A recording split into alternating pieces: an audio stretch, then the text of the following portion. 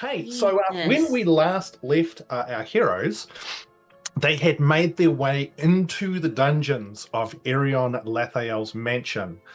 After defeating a hideous monster, they had proceeded to venture deeper, with Bee scouting ahead using her magical ability to Misty Step. Slipping through a closed door, she found herself in a massive room with a strange circular set of runes in the center and a number of what appeared to be prison cell doors. As she started to search for her mentor, the rest of the party barreled into the room and quickly discovered that it was not empty. A floating beast with many eyes on stalks floated out of the darkness to greet them, and despite Bee's best efforts, wouldn't be convinced that the party was meant to be there, and instead seemed to see them as more subjects. Weapons were drawn and battle raged, but there was not just a single creature. Multi-limbed monstrosities dropped from the ceiling, and another floating beast, bigger than the previous, appeared, followed by a truly massive, muscled creature of flesh and brain. A battle raged, with their heroes fighting valiantly against their enemies as they were pushed to their very limits. Both their physical and mental strengths were tested, and as they fought, Bee continued to frantically look for Destaria until finally, passing into the next chamber, she found her.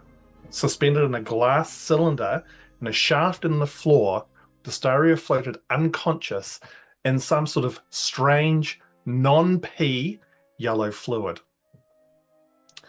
Using her powerful magic, Bee pulled the cylinder from the ground with tremendous energy, causing it to shatter, spraying herself with the strange fluids, but in the process, freeing her mentor. In the other room, the rest of the party overcame the aberrations, only to discover Bee dragging a semi-conscious Destaria with her. Before they could turn to flee from the mansion, Destaria muttered something about valuable information being found in a side room, spurring Delgrim to race and have a look. Inside, he discovered another private office, this time with a large map with various markers on it, as well as a number of documents and books containing what could be highly valuable information on what Errion was up to. Delgrim paused, though, as one of the markers on the map was over his home in the Gloomwrought, far, far to the south. And that is where we are going to pick up tonight. Speaking of picking up, I think Delgrim will just kind of do a big sweep of the stuff that's on this table into his bag then and collect it all. And turn to, I think, is it Tiernan and Grumpfel both down in this room? Yes. So you just start sort of you're piling all this paper together. There is truly like there's notebooks, there's like scrolls, and you just sort of get together as much of it as you possibly can. Are you going to take the map as well? Yes, absolutely. Yep. Okay, all right. So you pull. Yep. Sorry, Grumpfel will follow Delgrim because it looks like he still has Spirit Guardians up. So if anything jumps out, the Spirit Guardians are still active. Yep, cool. Nice. Tiernan's just trying to examine the map before it gets rolled up. Just trying to look at it for any sort of other markings. You can look at this later, Tiernan, right? And now we must leave. As you glance at the map, we are here to heist, not to read. As you glance at the map before, I would imagine Delgrim rather enthusiastically removes it from the wall. You again notice that there are a number of markers across all of Peldorn, and before it comes down off the wall, you notice that there's at least one on Dalian's Rest, Port Nezapact, which is far, far to the on the very southern tip of Peldorn, on the Gloomwrought, and there are a number of them also scattered around on the northern areas as well, before Delgrim off the wall. Does Grumpfel? Yep. So does Grumpfel see if anywhere near Svazina? There doesn't, like, from what you can see before Delgrim rips it off the wall, you don't notice anything like that. Dalian's Rest would be the closest. Yeah. Yep. Just to clarify, they're not actual like pins that fall out, they're actually marks. Yeah, literal marks on there. Yeah. Then it's fine to take. So whilst you guys are doing that, Sorry, fucking hell. pins or puns? And Delgrim takes Grumpfel takes 100 points of psychic damage. Galley, Destaria, and B, you had all returned back to the stairs, back up. Fucking hell. I should have cleaned this map up before. I have 2 comments. Yeah. Is that because of your drawing ability, or is that what you think they look like? Okay, for those people who are playing at home, they don't know what we're talking about. Okay. So let's not reference to the dick that someone's drawn in the corner of the map, which is currently off screen. B, Gallivahad, what are you guys doing after the others had sort of taken back off to get this other stuff? I think Gally was helping me get Destaria up the stairs, right? Yeah. Yeah. Carrying books and stuff. Yeah. Yeah. Cool. Are you slowing down or waiting at all for the rest of the group, or just making a beeline? I'm not slowing down. I'm going up the top. At least to the next room. Pause at the top of the stairs, or B would encourage that we do so, at least. Yeah. Just out of this area. Out of this tomfoolery. Yeah. So the top of the stairs ends in that small chapel, which had the secret door. Roan? Sorry? Fucking hell. What was that? Roan? Chapel. It's fine. Ham just had a birthday. He's out of that game. Hey, right, okay. Yeah, I'm with you. Yeah, leave the old man. Bardo. Yeah. Good. It's okay. Chapel B also showed me takes things 100 I points of psychic didn't know. Fuck me sideways. Okay. So are you guys pausing to wait for the rest of the group at this stage? Yes. Cool. Awesome. I'll tell the story of the Chapel Roan that I learned things I didn't know in. Yeah. Cool. Amazing. That sounds incredible. So back with the other 3 then. Now that you've got all of the documentation, the books, the pieces of paper, the map, what are your next intentions? There's nothing else in the room, correct? Correct. And if we got everything, let's go before anything else turns up. I wholeheartedly agree. All right, so the 3 of you leg it back out through that main room. As you progress through the room, you notice that large circle with the glyphs and runes has started to very gently glow. Well, that's fucking bullshit, isn't it? Run around it. Yeah, it's just I was about to say the same thing. No, hang on. Runes, Run you around. said? Okay, cool. Wait, I moved Grumpfel, so apologies. Sorry, Heath. No, all good. Move him. I think as Delgrim's running through, what is he seeing that these glyphs and runes are made of, real quick? So the glyphs and runes appear, pausing to have a proper look. They're not just like scribbled on the ground with chalk. They look to be almost like carved into the actual stone itself. I hate you. That's fine. Okay, no, this will still maybe work. Delgrim is going to run directly over the top of the stupid runic circle, but he's going to do so after pulling a vial of acid out from his little fucking heist kit that we haven't used. Rip off the cork, and as he kind of runs over this thing, he's just going to like try and pull some of the acid in whatever looks to be like an important set of runes to try and fuck up whatever this bullshit is. I had the same idea, but I didn't. Grumpfel doesn't have a spare flask to get some of that liquid out of where Destaria was. Yeah. Okay, so what I would like you to do, Delgrim, can you please make a death saving throw. Tell me, yeah.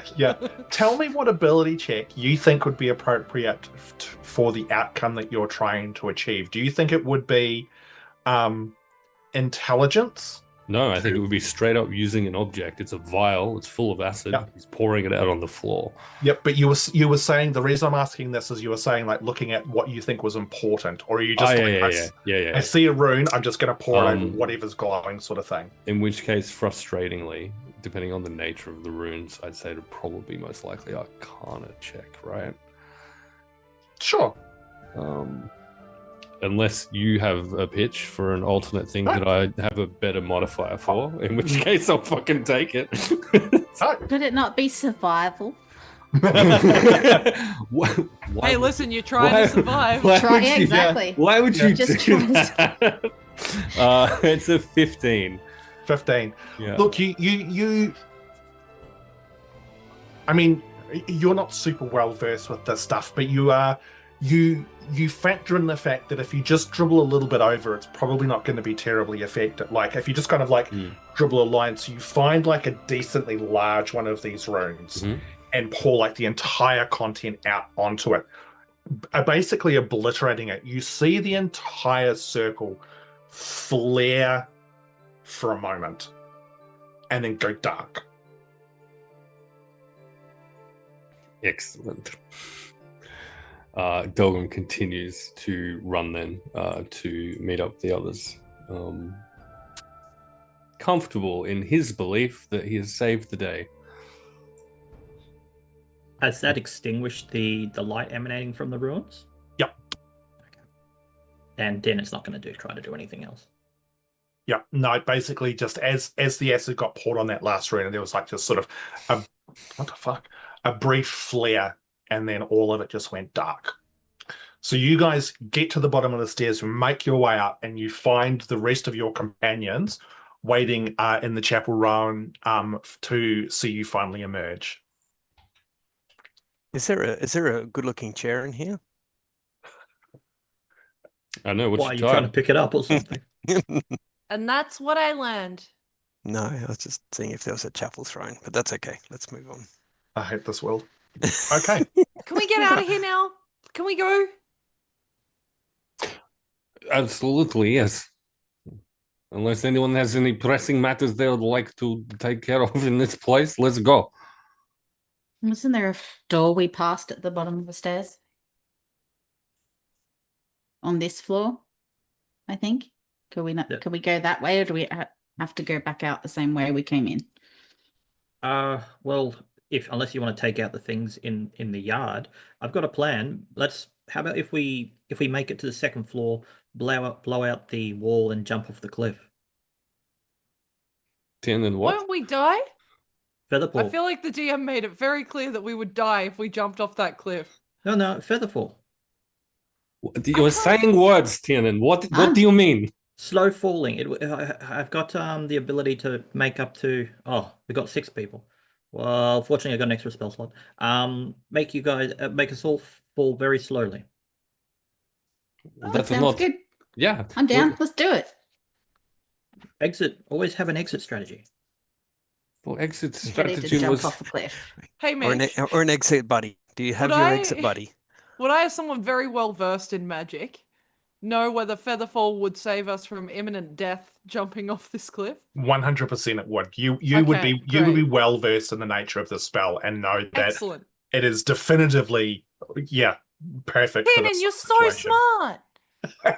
No, I just like to live. So let's go. Let's live. So you guys race back upstairs, through the rest of the house, up to the room where there is the window that you came in through. Well, that's not close to the cliff. Tiernan just wants to run over to this nearby wall and blow it out with a shatter spell. Because from memory, isn't the cliff only about 15 feet away from this wall? Yep. We can jump that far. Sorry? We can jump that far, surely. Or how high is the wall in relationship to the first floor? The wall was about 15, 20 feet high, I believe. Or might it be 10 feet. Wasn't super high. Okay. I have another question, if that's okay. Yep. I've recognized that this magic piss doesn't Yep. let me cast spells, correct? Correcto. Yep. Wait, I can't cast spells. I don't know if that also means that, like, spells can't be cast on me. Like, to help me. And same with Destaria. We're covered in piss. Does how does B look? Does she look very bloodied or something? Nah, not bloodied. Just like she's got a weird liquid on her. I was Alright. thinking the same Gallivahad thing, can John. hand- Nice. Gallivahad can hand her his hat because it's got the disguise spell on it and see if that works. If you wear the hat. I'll put the hat on, and as a panic, not knowing who or what to look like, I'll transform into Gallivahad. Okay. All right. But wait, hold on. I can't, because he has extra legs. So, like, it's Gallivahad if he was a human. I only have 2 legs. Oh, right. Yeah, you're not a horse. That's right. Yeah. So... No, Guys, that's it's some been a weird while, fan and I'm fiction out there. getting confused between characters. I'm sorry. Tiernan was So literally you- just gonna. Yeah. Okay. So Been a while. So whilst- Gallivahad is a satyr, Yep. So Yeah. Yeah. whereas that is- whereas Cass is the centaur of attention. okay, fucking hell. Whilst Sorry, I this is promise no going more. on, No more. I promise. Tiernan, are you using the shadow spell on the wall? Sure. Why not? Okay. Tell me what the shadow spell actually does. Well, that's okay. 10-foot Oh. radius sphere centered on a point. Constitution saving throw. Any non-magical object being worn or carried also takes a damage if it's in the spell's area. So I just roll 3d8 thunder damage. What's it saying? Anything inorganic, such as stone, crystal, or metal, has disadvantage on the saving throw. Cool. Okay. Spell DC of 18. Shatter that bitch. Okay. And Look, it's gonna be loud. yes, it 100% is. I I was sort of aiming for here. Oh, how do I put a cursor? Basically at the end of this corridor bit. Yep, thing. cool. All right. So I'm not even going to roll a save because it's a wall. So what I would like you to do is roll your damage for me, please. Sure. And let's say it's got this many hit points. Oh. Whilst you do that, B, yes, all of a sudden you look just like Gallivahad as you put the hat on. Oh, thank The magic God. does seem to work.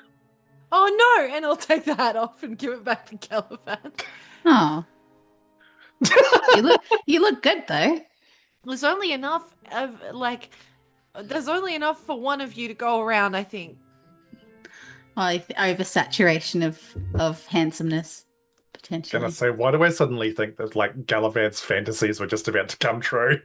Yeah, its little eyes lit up for a second. Have you ever? I've never seen anything so beautiful in my whole life. So as you say that, there is this thunderous boom as the shatter spell goes off. How much damage did it do? 28. 28 Ooh. points of damage. Okay. Tiernan, what happened to getting out of here quietly? The wall, No one said quietly. 10 feet of the wall just explodes outwards. Leading out, and as the sort of the crumbling architecture and stone falls and the dust begins to clear, there is this roughly 10-foot hole in the wall. John, can you roll a d6 for me, please? I don't like that. Neither. Because there's a bunch of fucking creatures outside, and now they're all aware of where we're going. 1. A 1? Can you roll it for me again? We can always run Ah. back the other direction. Or Yeah, we No, can literally you use just it as have misdirection. one. And can Don't you give roll him it any for more, me? John. Roll it for me again. 2. Don't do it. 2. Okay, cool. You can see as the dust clears that the wall is about 10, 15 feet away from you.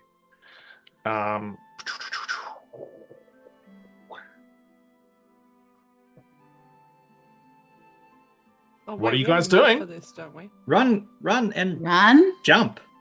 Okay, I'm going to run towards the hole, and have we cast the spell, or are we just going out? I'm just going out. I'm going to yeet myself out the. I'm trying the to hole in the wall. cast Featherfall on everybody. How many people can you cast Featherfall on? 5, so I have to cast it again on myself afterwards. So the 5 is everybody. That includes Destaria except for me. I have to go Okay. last. All right. So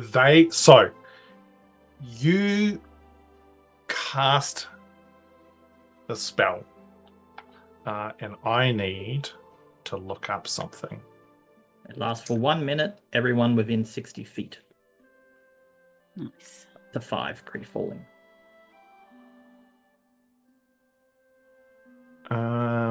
Where is that little note that I have made?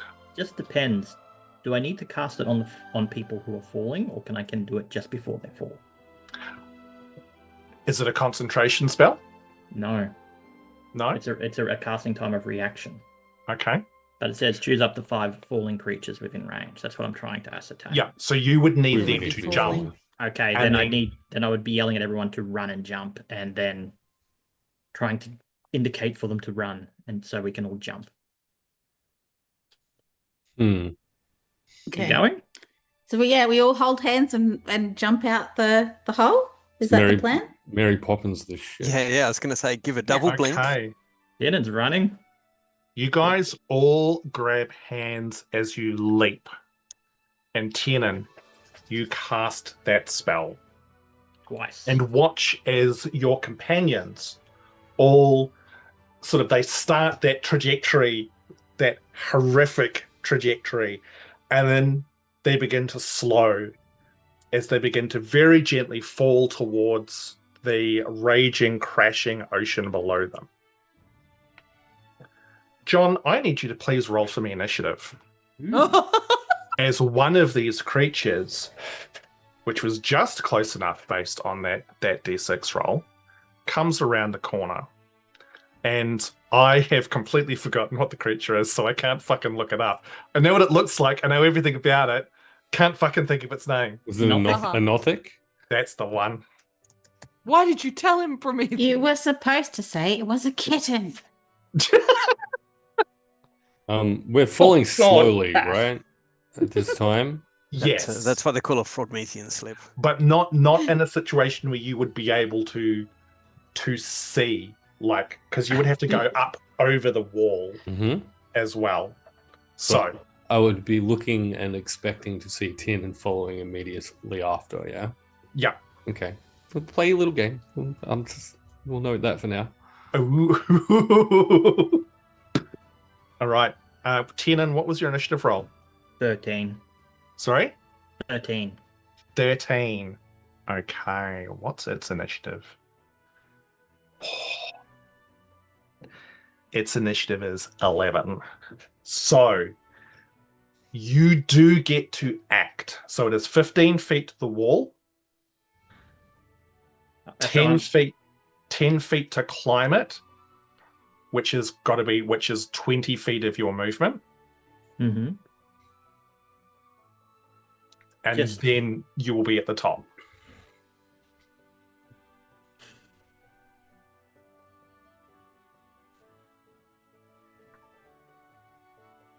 Spider climb and just run over the wall. Okay. Yeah. Good. Nice. Good. Excellent. Well And played. that's all my spell slots. So is that all your spell slots so you can't cast Featherfall, or? No, that was my last spell slot, as in I'd allocated one for the second floor. Okay, two because first, that would have one been hilarious. Yeah. I'm fine. No, I'm not. No. Oh, catch me. Guns past everybody else as they fall sorry. So, Delgrim, as you're sort of falling slowly, there's just that slightest of pause where you're like, is Tiernan, has Tiernan made it? John, describe Tiernan's approach to this. Paint us a picture. Everybody else leapt off holding hands. What's Tiernan doing? He's just literally, the way he runs up the wall with spider climb is like he's just running up a vertical thing. He gets to the top, has a bare moment's hesitation, gets, I'm so not going to like this, and just jumps straight off. Excellent. Sorry, wouldn't Spider Climb let you go back down the other side? Unless you let go of their concentration. Yeah. So, as we're falling then down this cliff, yeah, towards the slowly, sure, but towards rocks and ocean, completely undiscussed and not anything even close to a planned event. I think Delgrim will to Gallivahad then ask, Gallivahad, do you think you can hold Destaria with one hand and also yourself? Yeah, that's fine. I mean, when you found me, I was in the water, so realistically, We're falling toward the close. ocean. There's no time to talk. It's fine. And Delgrim's going to take out the mountaineer's crossbow.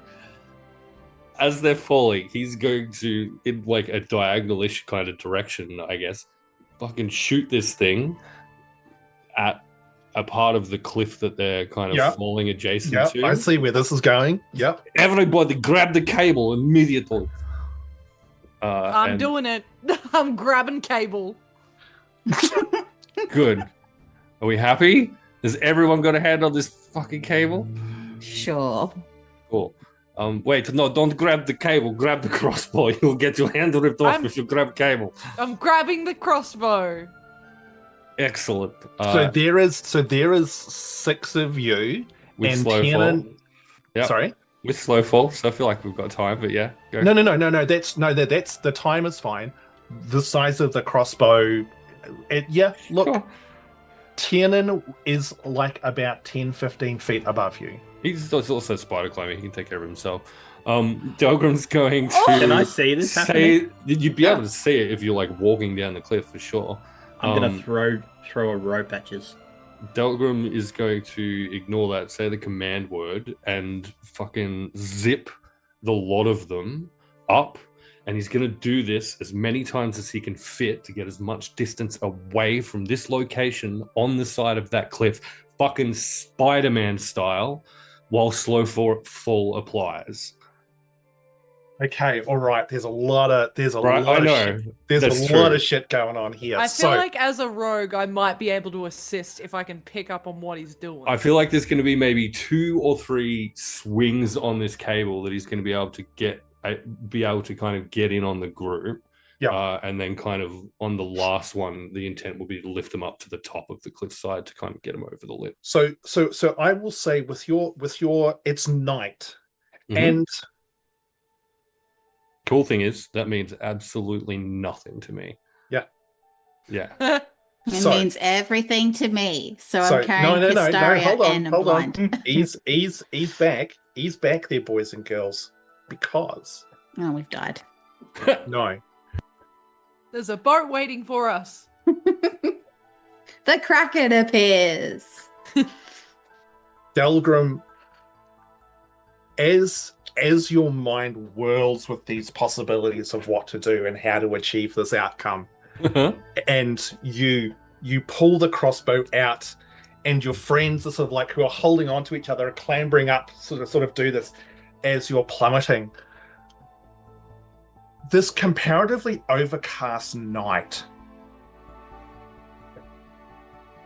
one of the clouds just shifts slightly. Uh-huh. And just this moonbeam shines down onto the side of the cliff where there is this There's a helicopter. perfect ledge. A perfect ledge where you can see you could clamber from and down and quite easily climb your way down from here. It's perfectly illuminated by this beam of light from the moon. Yeah.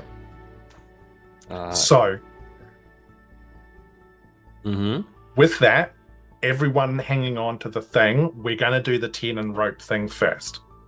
So, The what, sorry? Tiernan, you are trying to throw a rope. Like, are you just trying to throw a rope for someone to grab it? It's just whether or not I'd be able to see them do this, because I don't have dark vision, so I don't know if I'd be able to see it.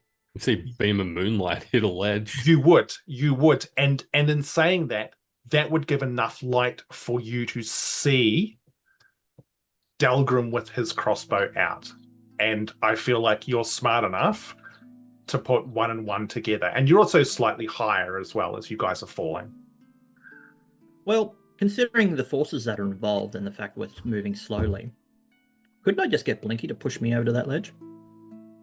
It is, I mean, you could try. The ledge isn't super close. Like this, Delgrim's plan is still going to require at least one of these Spider-Man swings. How are you going to interact with this? Question. Well,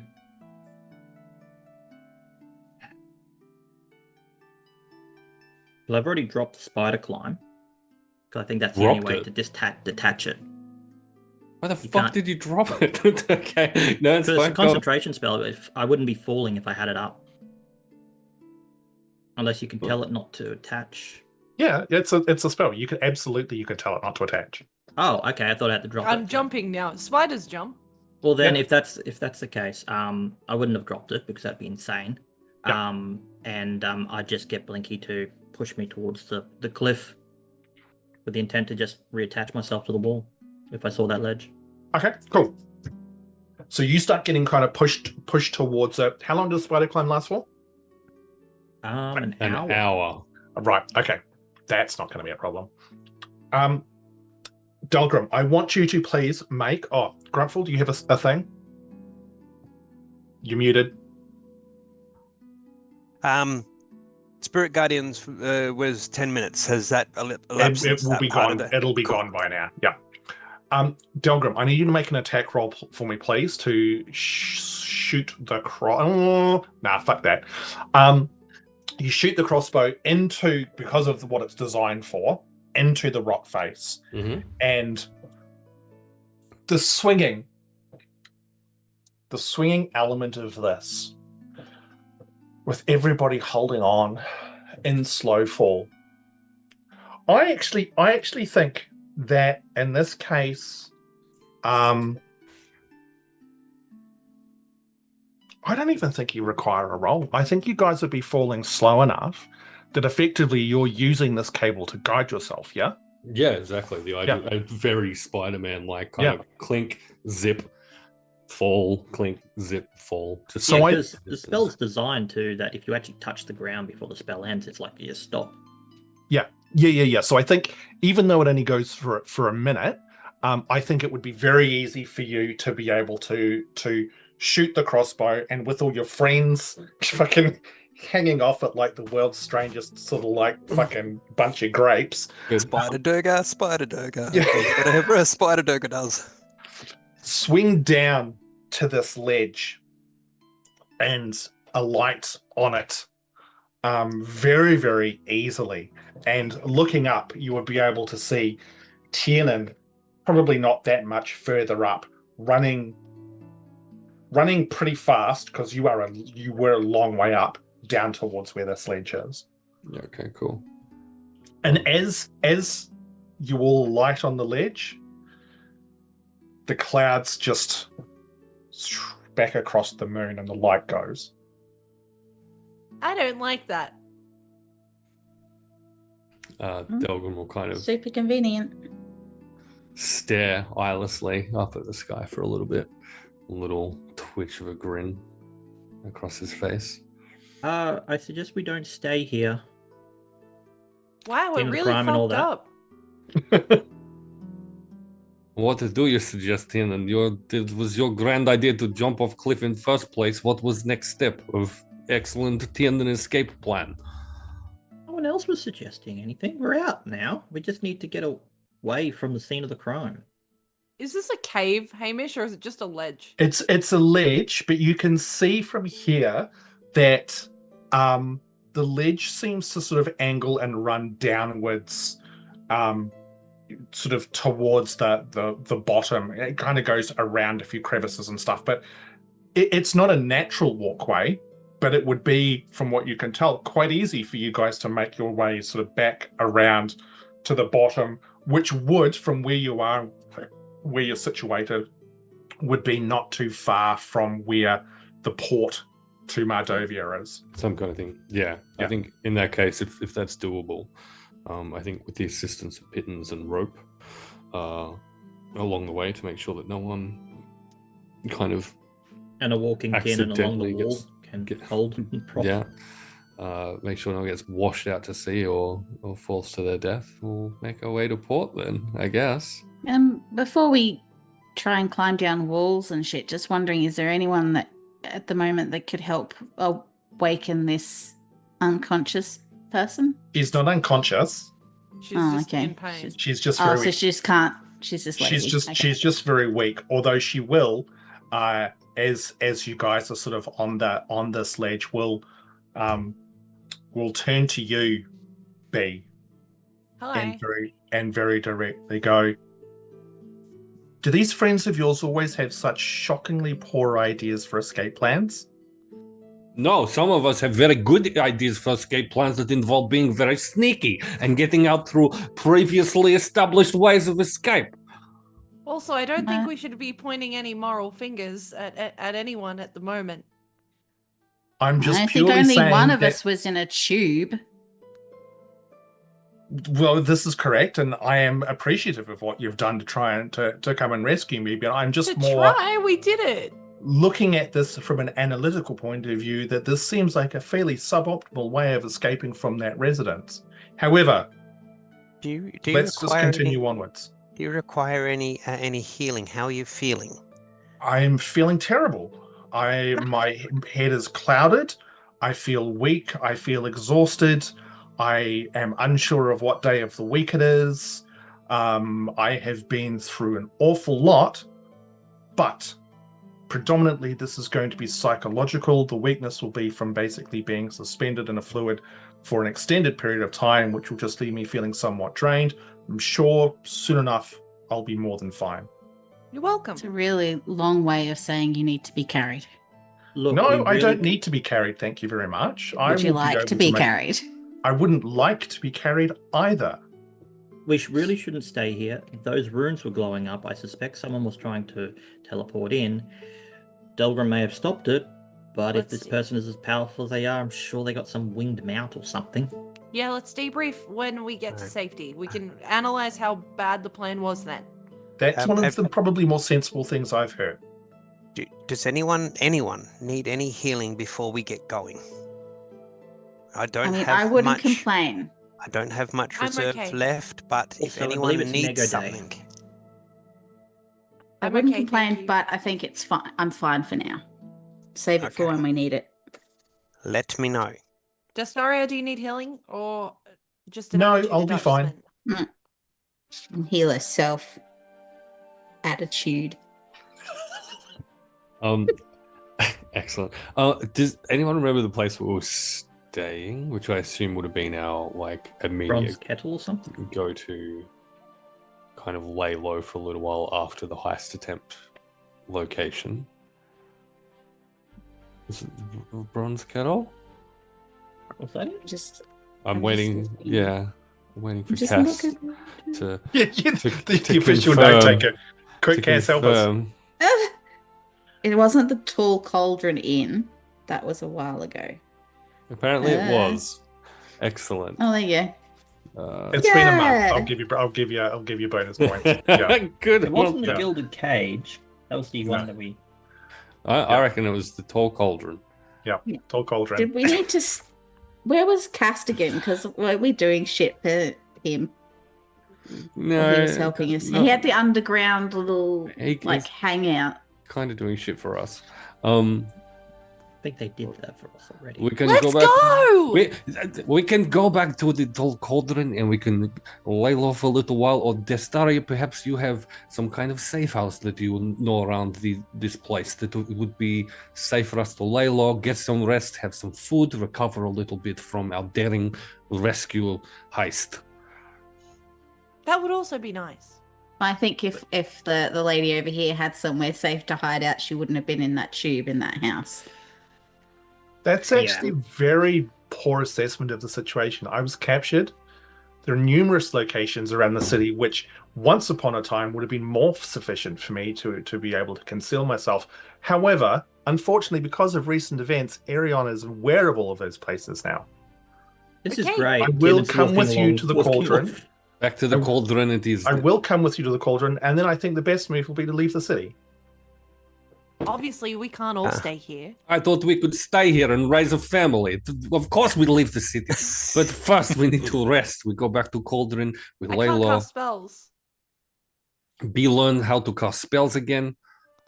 What? Well, I no, I'm don't sorry, think she can Sid. cast spells either. It's got nothing to do with learning how to cast the spells. It's the fluid that was in He's the joking. in the chewer. I know, I'm sure you were joking, B, but your companions here, no, not entirely he's sure how joking. intelligent they are. He's joking. Yeah. I see. Let's go already. I'm assuming we're doing this while we're walking. And with that, you guys clamber down this cliff. Finally find yourselves Link, sort of- I think you'll find. Thank Yeah. you. Yeah. Okay. If it's not carved, is there evidence of this being used as a walkway regularly? No. No, It cool. just seems to be that fortuitously you have found some sort of natural space down this thing to get down. Like the ledge that you were on didn't go any further in any kind of direction, so it was purely, one might think, luck that you did that. It's a geological feature called benevolent DM fault. Gally, could Yeah. I ask a massive favor? And I know first impression hasn't been great, but would you mind if we borrowed the hat to hide Destaria? Oh, Yeah. and while we're doing that, this is a very good idea, B. But quick, everyone take off your mask. It's going to be very suspicious if we walk around city wearing creepy mask. Yeah, So no, your friend can have my hat, but a little bit softer tone would be quite nice. You don't catch flies with vinegar, That's true. You don't. lady. And B will put hand the hat to Destaria and say, She's got to look like me. just bear with us until we get to the cauldron, okay? No, I think from what I saw before, it's a hat of disguise. It seems like a sensible thing for me to use. No, I mean overall, but okay. Yeah. Awesome. Let's go. You mean with the general sort of behavior of the group, you mean? Yeah, they're great. They're very loyal friends. Oh, well, I'm glad to hear that. Cool. Let's all be quiet now because we're sneaking away. She puts the hat on, and the next thing you know, you see a young human male with sort of really rough cut brown hair and very, very simple clothes where once Destaria stood. Cool. Galivahad's very disappointed she didn't turn into him. Good. That's just some fucking weird shit there. Right. Everyone act cool. We're just going to walk nice and chill back to Cauldron. It's going to be fine. So with that, with minimal issue, you guys do manage to get all the way back to the tall cauldron, make your way through the streets, avoiding any kind of guards or anything of that nature. Go in through the front door. It's probably not quite midnight because you went pretty early when you went to do this. So the establishment it's about half full. No one really pays much attention when you come in. And you're more than sort of free to either go up to the top floor where which has sort of been, in many respects, assigned to you guys, or you can retire to one of your rooms. What do we want to do? I don't know about the rest of Maybe you, go but up to the top floor. Tiernan orders a bottle of wine before he goes up to the top floor. You should order 3, Tiernan. I'm not drinking 3. Would you like one, B? Oh, yeah, sure.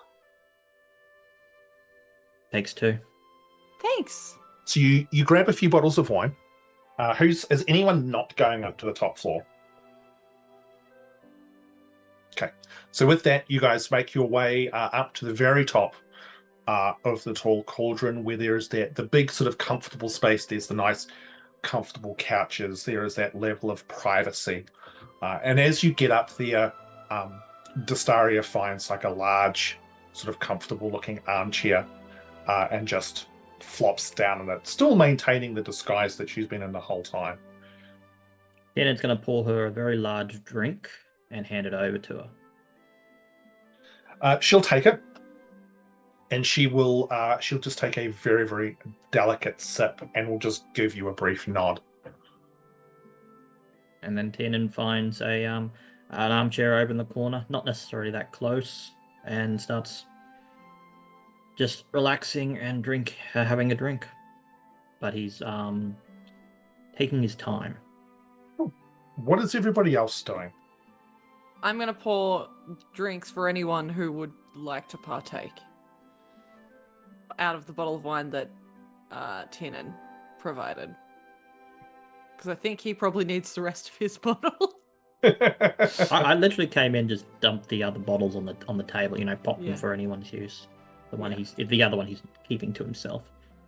Then I think B will, with her own glass of wine, settle comfortably on the floor somewhere in cross-legged, like a small kid. Look around the room like a bunch of people are mad. Gallivahad will take a drink and lie on the floor, like the gym bros do when they're trying to get their backs right. And lie on the floor. I hate it. Gallivahad gives me the ick consistently. Should we roll a d10? It's what I'm hearing Emily say. Yeah. I'm going to do it at disadvantage. How do you roll a negative d10? Is that... What? Delgrim's the opposite of both B and Gallivahad, I think. He's fucking wired. He's like pacing around in this room. He's like, I cannot believe we did it. Was it the prison break that I imagined when I was a child? Absolutely not. But look, here she is, the prisoner. She in the room. We broke the prisoner out. Everyone, we did it. We're so fucking cool. But he wasn't that well appreciated. But... There is the smallest of sighs, and then Destaria says, "I do appreciate it. Thank you. Just please be aware that we're in the process of trying to escape from this place, from Errion's mansion. There was a lot going on. I felt that you made some terrible decisions on ways to potentially leave the establishment. But that doesn't diminish my gratitude at all." And you make a good point. Phase 2 of prison break, city break. We're going to have to get out of this place. And I don't know if that's going to be very easy. I may be able to assist with that, depending on how long the effects of whatever it was that Errion had been soaking in last. Alternatively, I may have other contacts. Can I make one small suggestion? Certainly. Go fucking wash it off. That will be a choice. And that will absolutely be something that I'll do after That's a great idea. I'm going to go and wash myself. Yep. Or attempt to leave the room because I'm uncomfortable. And I would like to wash myself to reset my brain. And I'm not talking like long leisurely bath or any of that sort of shit. I want to go find somewhere with like a bucket of water and just go. Yeah. Good. Yep. This is the worst. It's like Bee's just left us all with her mum, and we're like her friends from school, and now we have to be in the same room as her mum without Bee. It's giving those vibes though. Now we have to deal with the adults. At least my real mum makes toast for my friends. So this is my mum's dead. That's the fuck. Okay, so funnily enough, like once B leaves, you can see like Destaria 100% very openly, like effectively assessing each of you, like looking at you up and down now that there's sort of a pause in this action. Well, Tiernan's got his feet up and is just idling, stroking the head of Blinky. Blinky floats around him, just almost giving a little cheers to Blinky. Yep. Just decompressing. Grumpfel doing? What's Grumpfel doing? He would actually sort of be just not sitting away in a corner, but like he'd be sitting and he'd be just reflecting, meditating, fussing with some of his bits and pieces, just that decompress.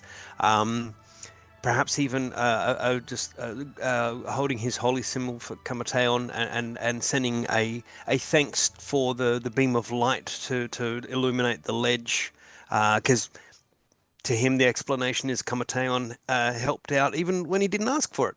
So he's giving thanks for that, sipping some of the wine that Bee had said that she was going to offer and pour and what have you, so he will have a little bit of that, but kind of just decompressing. Again, quietly watching and sort of see if anyone starts to look like they need any healing or anything like that, but otherwise just decompressing.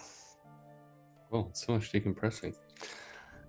Delgrim, I think, will pull out from the bag of holding the map and documentation. Stop that, you. I fucking.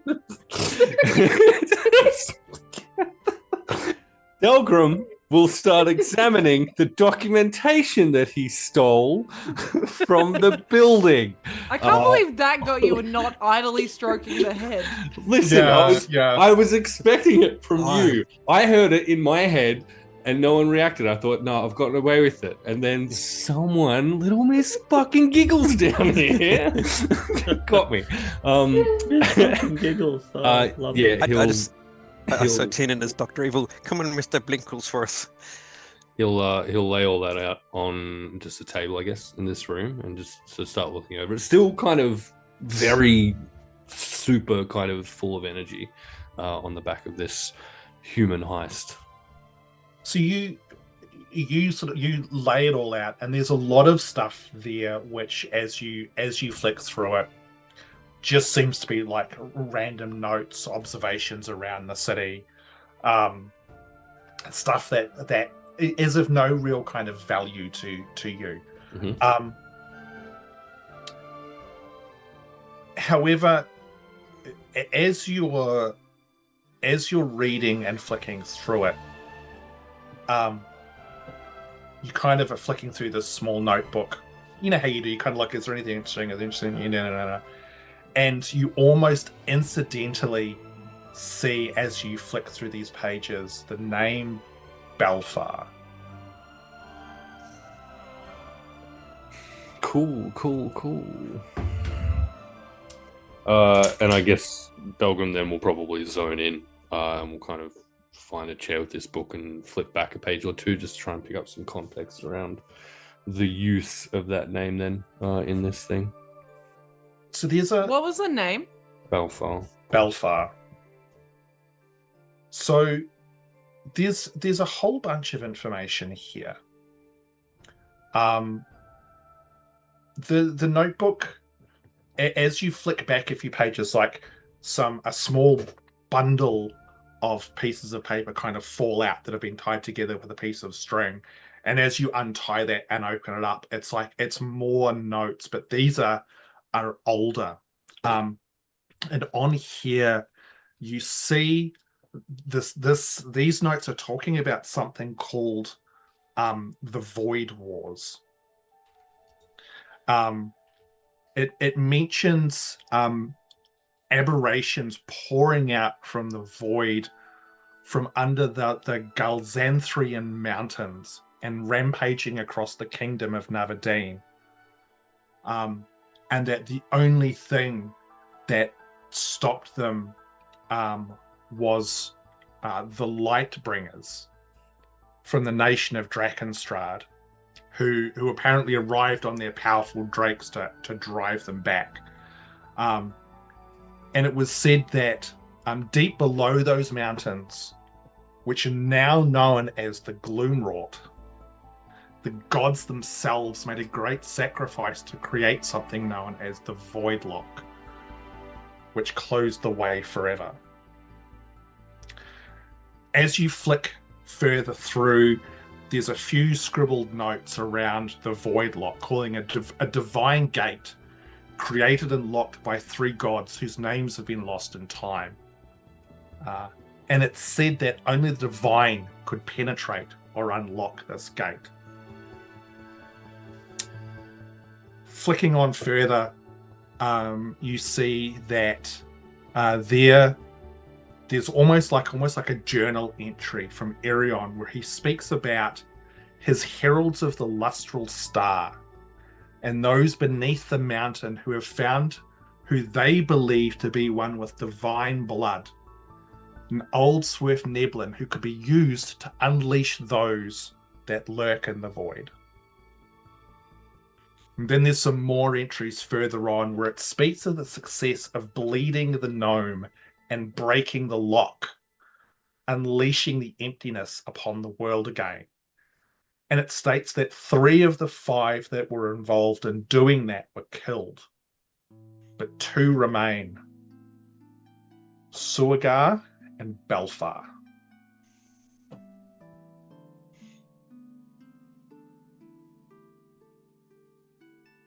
Anything interesting, Delgrim? Are there many scraps of notes, or is it a single journal? There's, like, you watch as like Delgrim's just pulling out, like, there's so much paper possibly at that stage of Delgrim's kind of pulling out everything. By that stage, Tiernan's probably sighed and stood up and come over to at least look at a few of those pieces of paper to make sure he didn't miss anything of important.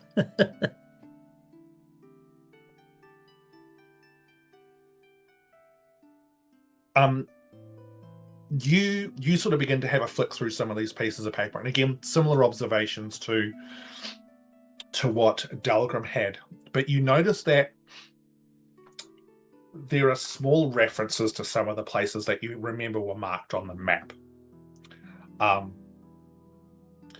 And there is one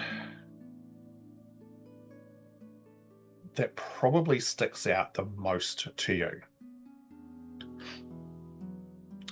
It's a letter written to an individual called Emazil Shadewalker. The letter talks about Mordium and his unknown assistant having set up some foundries somewhere in the Arathan mountain range. Errion still doesn't know what the Emperor has them doing, but it's been noted more than once that creations of bronze and iron, mechanical in nature, have been observed in more than one city across the Empire now, and that any attempt to catch one has resulted in either fleeing or self-destructing in a fashion that leaves little evidence. It also notes that there is a suggestion that the Duragar of Nan or Long have been providing Mordium with mineral resources. And it's just noted that this is something that should be investigated.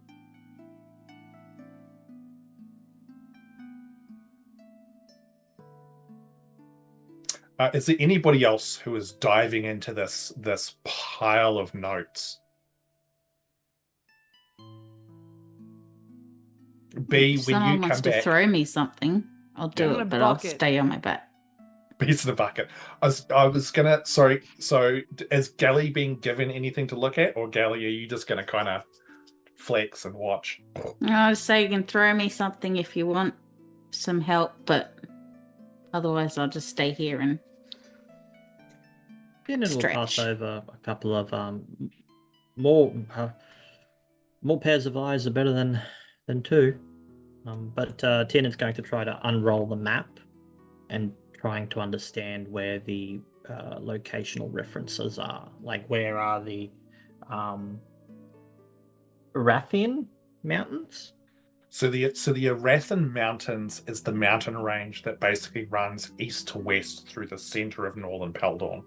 So it is a Pretty long. massive mountain range. And did they give any hints about the locations of the said foundries or constructs? So you read, so there's you look through a little bit further and you can see that on some of the pieces of paper there's like a brief sketch of the map of some of the mountain range with some crosses. And then under those, it's like there's some notes which talk about how they've found like workshops and forges there, but they've all been abandoned. But also often they've discovered that there are nasty surprises left behind, traps and stuff.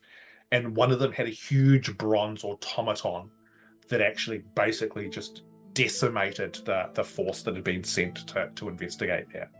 Do they describe any of the workshop tables or anything of that nature, any of the tools or anything like that? It doesn't go into that level of detail. It seems that probably like whoever's been writing this or providing this information, they don't have that level of detail. These are very much sort of more high level notes, references to bits and pieces.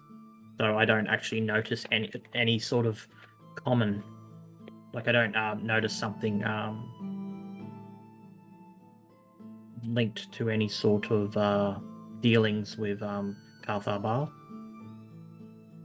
Okay. Not obviously. I mean, this will be the first time that you've heard of basically anybody outside of Carthar Baal creating any kind of bronze or iron machinery or automaton like it. It's definitively not something which is done. B, how long are you away for? I'm literally just like dumping buckets of water on myself until all of this liquid is gone. It's not that just hard. Climbing out the window. Change of clothes probably as well. You know, it would be fairly quick. I was in heist clothes, so I will go back to my regular garb. Yep. Probably leave my jacket off because it's a little obvious. So just underclothes, I guess. Yep. And then we'll head back out. And as I do, kind of walk back into the room, I'd like to try and cast dancing lights. So you mutter the words, you make the hand motions, and nothing happens. God damn it! I still can't do it, V says, and is just sopping wet still. Destaria glances over at you as you come through and just gives a nod and says, interesting. I wasn't sure whether or not cleaning all the liquid off would help. Well, apparently not, because I can't even cast dancing lights. Which, by the way, no one taught me. I've just always been able to do. Oh, I'm aware of this, Beatrix. Cool. I'm glad. Good. Maybe you'd like to help your friends looking through these pieces of paper. There could be some relevant information in here. I think I'd like to ask you some questions first. Whoa. I mean, I suppose that's fair considering what you've just done. How'd you get in the liquid? How did I get in the liquid? Well, obviously you were kidnapped. I'm not silly. Mm. But like, when did the kidnapping happen? What was the method of kidnapping? She pauses and sort of has a think for a moment.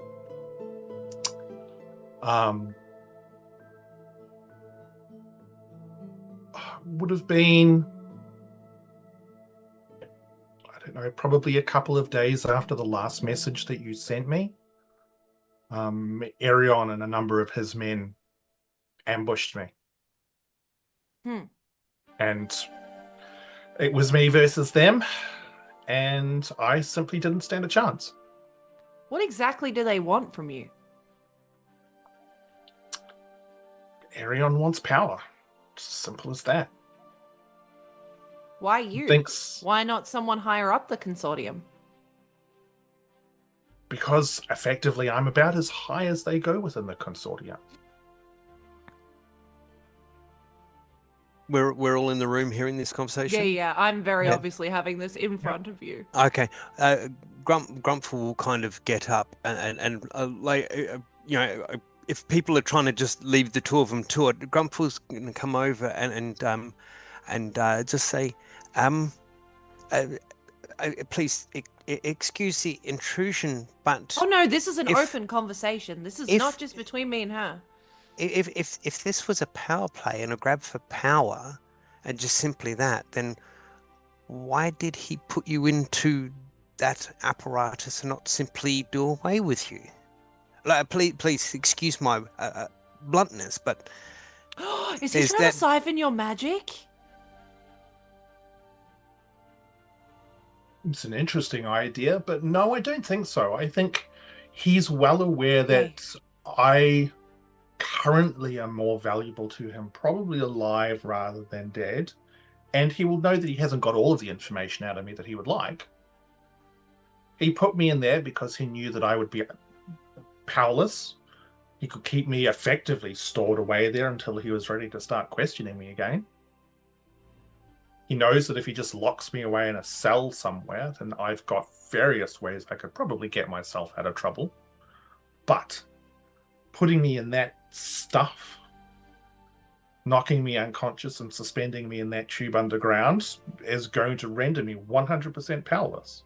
Must be Wasn't for really you, there would have been no way I would have got out. to be stuck in something you can't get out of.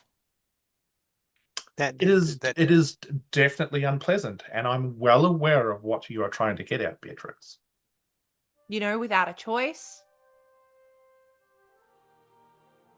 Did you want to talk about this now? Oh, is that not what we're doing? I thought you were intelligent. Well, I am, But- but you're also just sort of beating around the bush. If you want to talk about Brasov, let's talk about Brasov. sensing a change in the conversation, Grumpfel just kind of slowly, just not like it'll just be that half. No, step. Grumpfel. And I'll, like, if you'll allow, like, keep you, like, pat you on the back and encourage you to stay nearby.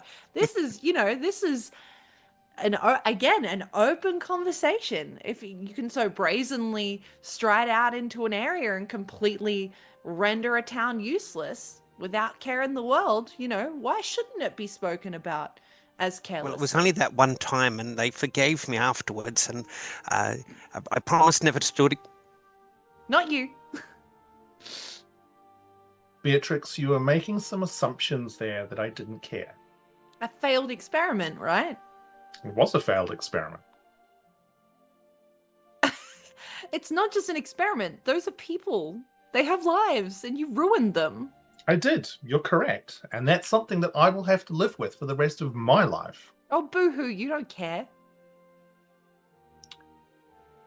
The disguise drops, and you see a very bedraggled, very tired looking woman sitting there. Very, very different to the Destaria that you know. It's not that her appearance has changed. It's more maybe some of the pomp and circumstance has dropped somewhat. And she just sort of brushes like a loose piece of her sort of white blonde hair out of her eye. And again says, you're Quick, making everyone roll a d10. Yeah. You're making assumptions again, Beatrix. I did what I needed to do for what I feel what? is the greater good. For what? What I am trying to do is save the people that I care about the most in this world. Okay, cool. Who? Would that be your whole heart? She stiffens somewhat. Where did you hear that? I heard you say it. You called me to your office, so I came. Heard it through the door. Innocent.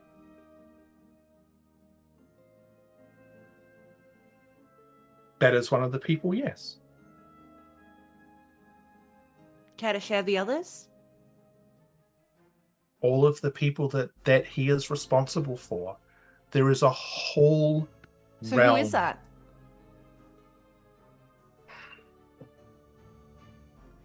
Because here's the thing. I admired you so much when I was at the academy. I was like one of 2 people in my entire family that can cast magic. Only my dad, by the way, and you know this.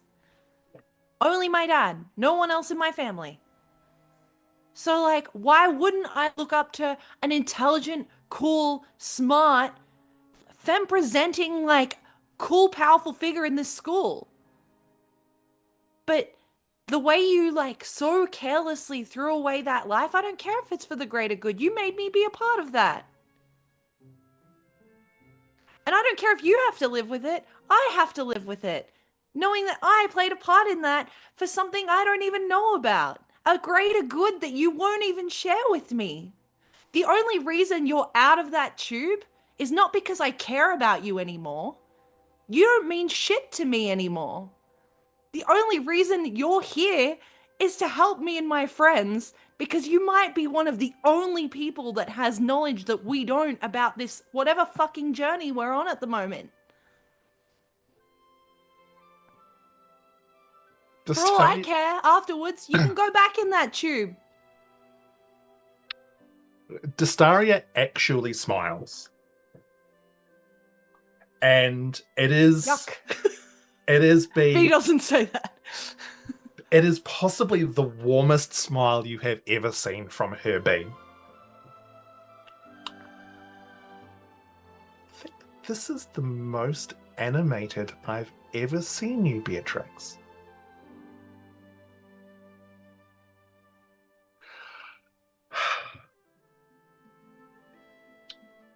Sorry, It's is there been a long point? night. It's been a long night. I am very tired. I would like to rest. And in the morning, I will tell you everything. I will be upfront. I will be truthful. I will help you and your friends in whatever capacity I can. And then we'll go from there. Well, if that's the case, you won't mind if we take some assurances, right? You know, wouldn't want you to just run away.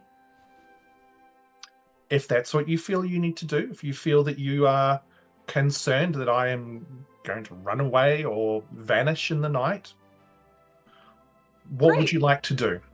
Well, when we all settle down for the night, I can teach you about something else that I learned growing up. You know, being that the rest of my family is really good at specific other skills.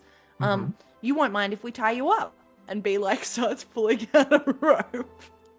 She goes, look, it wouldn't be the first time. That's fine. I've We never have some tied you up. manacles, don't we? So if Bee's pulling out a rope, her hand is no longer on Grumpfel's shoulder, in which case Oh, he's yeah, just yeah. going to slowly back away again.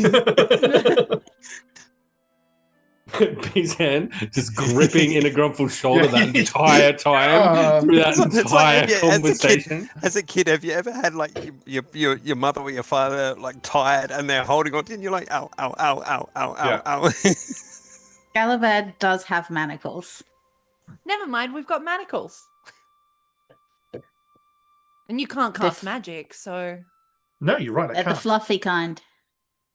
That, It's what the ladies like. Oh, guys. I don't discriminate. I also meditate, so I'll just keep a watch on your room, I guess. Maybe we can bunk up. Not you, Gallivahad. Sorry. Oh, that's all right. that's absolutely fine with me, Beatrix. Great. Anyone else? Anyone got anything to say? No, I didn't even really want to go. Cool. Delgrim's energy has switched almost to the polar opposite to what it was before. And He's depressed now. and with the book that he'd been reading in hand, we'll without kind of answering B, I think, head out of this room to his own quarters to rest for the evening. Is he going to do any more studying on said book? Not at this stage, no. Okay.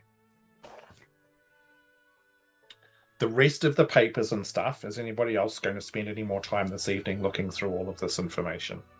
Grumpfel might peruse, but only if someone else is. If no one else is, they're going to be packed away. He won't. But he will suggest perhaps not knowing the extent of the magic prowess of Destaria's captor, perhaps suggesting the idea of watchers tonight. Oh, I don't sleep. I just meditate, so I can watch her. Oh, right. You're talking about outside of the tavern. I don't know. Maybe everything and all. Someone can do that. Anyone. I'll keep an eye on her if someone else can do a shift of other watch. Do we really need to? This place was vetted by the Thieves Guild. Surely they have their own sentries of some kind. Would these items be able to be tracked at all? I just maybe not knowing what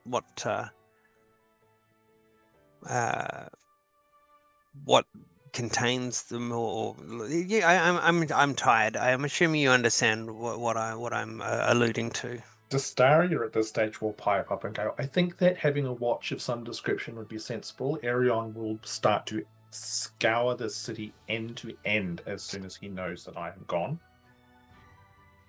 Which Fine, also means I'll that go. first thing in the morning, we'll need to leave.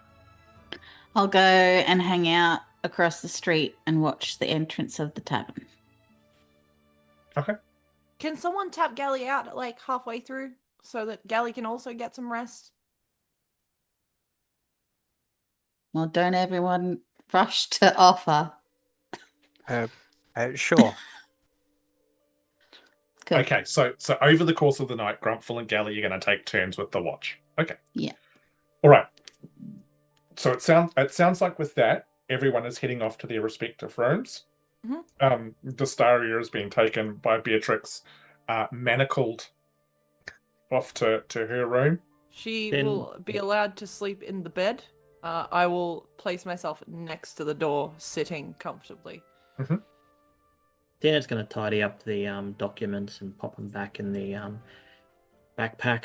He'll take them with him because he doesn't trust them to just be left around. And he'll go back to his bedroom with the half-finished bottle of wine. Cool. And so with that, tinkering. Everyone retires for the evening. For the rest of the camp? No. We've hit retirement? Guys, Yeah, that's crazy. that's How just much money do we have? Oh, I was about to say you'll go to level 20, but no, apparently you're retiring. So, okay, cool. That We'll do heist that took at level forever. 20. That heist took forever, yeah. And so with that, you rest, you reflect on your most recent endeavors, and when the next morning rolls around, you all awaken feeling rejuvenated, enthused, and like you've learnt a little bit of something from your adventure. So at least a long rest then. So yeah, and with that, you all get one level. We're level 10? Look at that! You're double digits. Woo! That's crazy. Yikes! Geez, that took a long time, almost like it took 3 years. I know, it feels like forever. I will stab you right there. Fucking hell. No, I you will won't. kill you all. You like us too much, and you can't run this campaign alone. More fool you. I can play with myself. Hold on. Good. Not in front of a camera, you can't. Not on this platform. yeah. Yes, that's for only hams. Yeah, exclusive content. All right, so as the heroes go through and level up, roll your hit points. Remember, I'm a benevolent DM. If you roll 1, feel free to re-roll the dice. That's you're right. We roll hit points in this campaign. I Yep. totally forgot. Rolled a 6. As Talera has pointed out in the chat, we do actually have official art of Destaria. I think I've seen shown it. Sorry? I've seen it. Yeah, I think everyone's. I know we've shared it in multiple places. I don't know if I've seen it. Okay, hold on. Let me see if I can find it.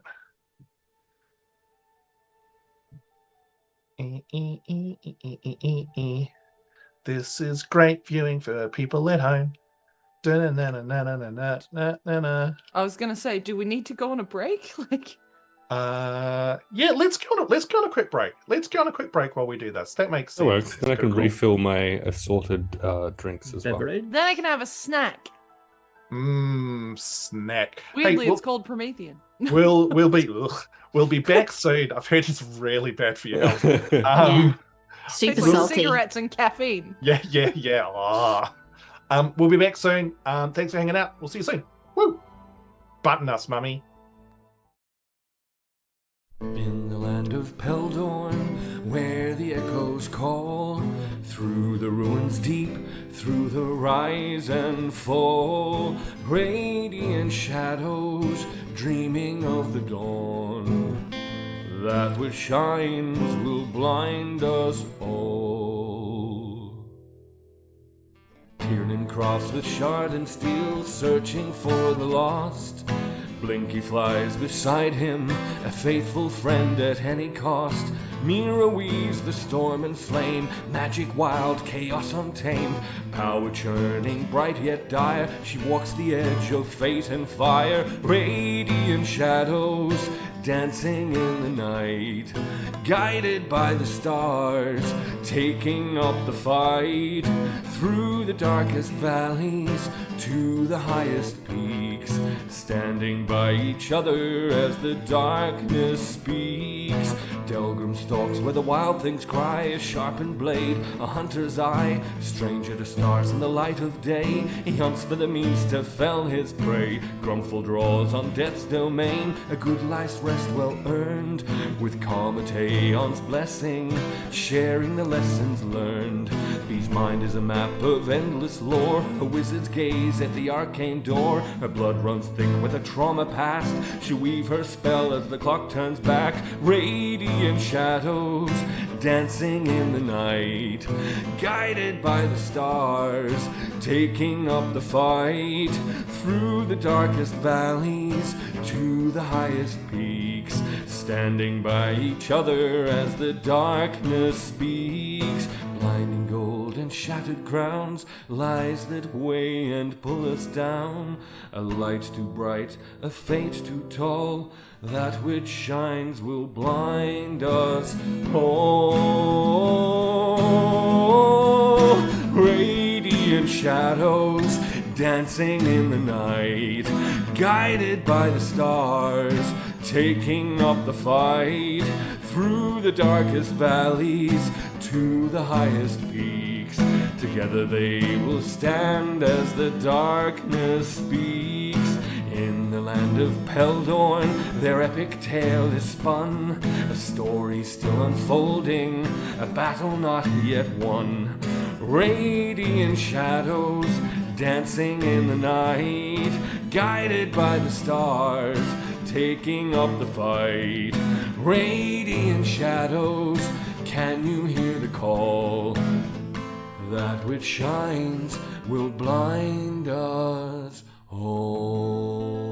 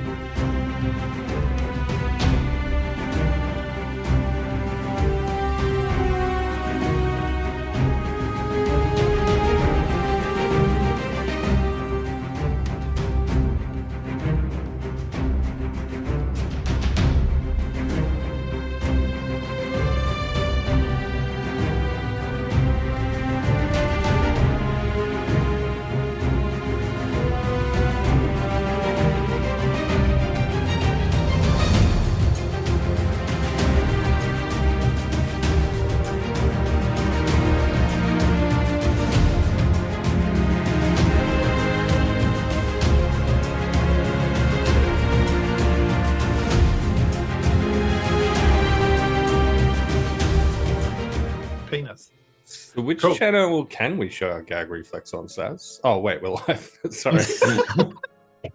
Fucking hell. Conversation that happens in the break, fellows. Hey, welcome back, and thank you for staying. Hey, you've chosen to spend time with us. Thanks, man. That's really cool. Time's really important. We don't have an infinite amount of it. We have a finite amount of it, and you're choosing it here. Fuck Speak those for lies. yourself. Well, yeah. I'm invincible. So, hello and good morning to Rockchair Gaming. Beatrix. Yeah, hi. Hi. Sorry, I was reading through my books. So, it's probably just before dawn, and you're what would Bee be doing at this time? I feel like she probably would have done the reverse of what she usually does, which is like, usually she'd like rest early and then be awake early and be like, la la la, I'm gonna make breakfast. I think after like the adrenaline of the heist and also the adrenaline of yelling at her mentor, and all of that sort of stuff, and the paranoia, she probably would have actually like ridden out a bunch of the night and then meditated like early. So I think at this point, rather than being up and around and kind of bumbling and that sort of stuff, she's actually just like waking up or coming out of her trance. So you're just starting to come out of that trance. And you hear Destaria say, I am genuinely sorry for your loss.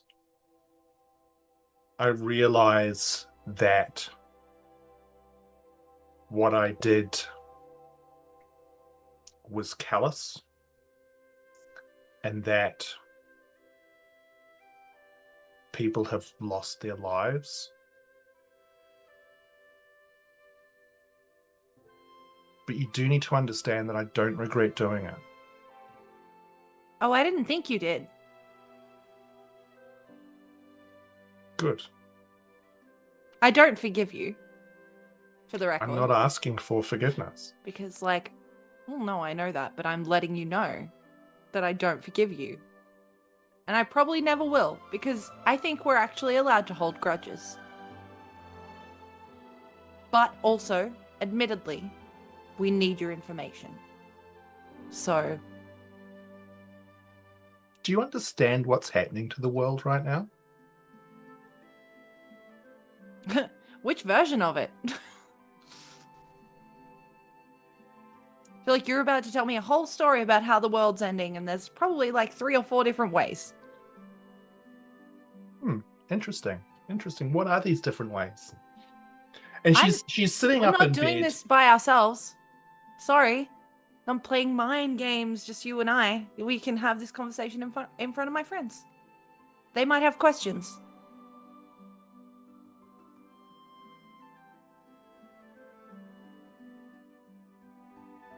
If that's what you'd prefer.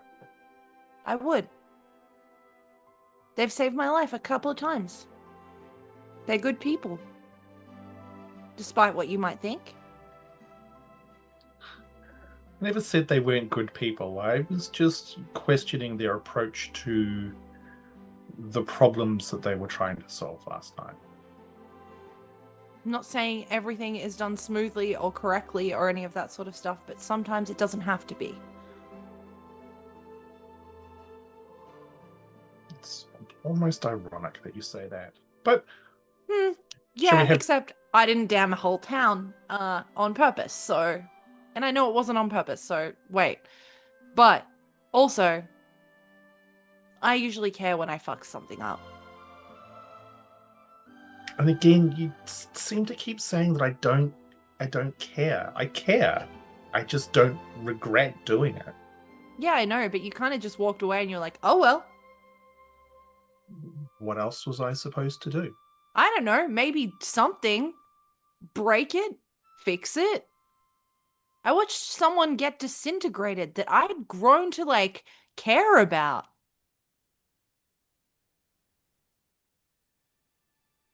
How would you feel if I just disintegrated one of your friends?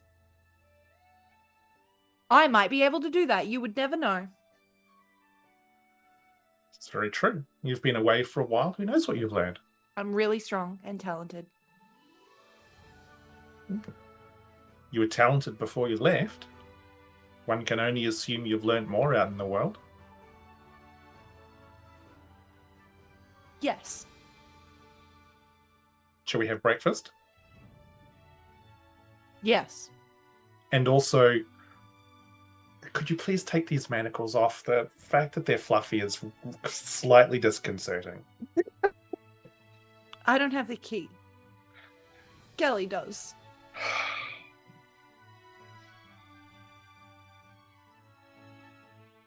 Actually... No, wait, let me try it first. I cast message towards where I think Gelly is. And say, Gelly, quick, come up here with the key. So this would be about like 5 a.m. in the morning. Like it's still dark outside. Gelly, what's Gelly doing at this point in time? At this hour of the morning normally? I don't think we want the answer to that. I said what's he doing, not who's he doing. They have They can a include name. himself. Jeez. Push-ups Push-ups? beside the bed. Yeah. Okay, yeah, okay, that's fair. Yeah. That tracks. That's an odd name. So you get that message in your head. Yes. I don't have the key. And as you're doing that, you glance over just in time to see Destaria muttering a few words, and the manacles just automatically unlock and fall off. And she shakes her hands. She I goes, did that. "Oh, that's a relief." All right. Breakfast? Go on. I completely didn't hear what you said then. I said go on. Excellent. I like the intention being, I would like her to walk first and I will walk behind her. Yep. And she goes to like look for her clothes, and then she looks back at you and goes, actually, considering the state of my clothes from last night, I really don't actually have anything to wear. Can I borrow some clothes? You can wear my heist clothes. Give her my heist clothes. Except the mask. I'm keeping the mask. I didn't thought you were going to give her the clothes from yeah,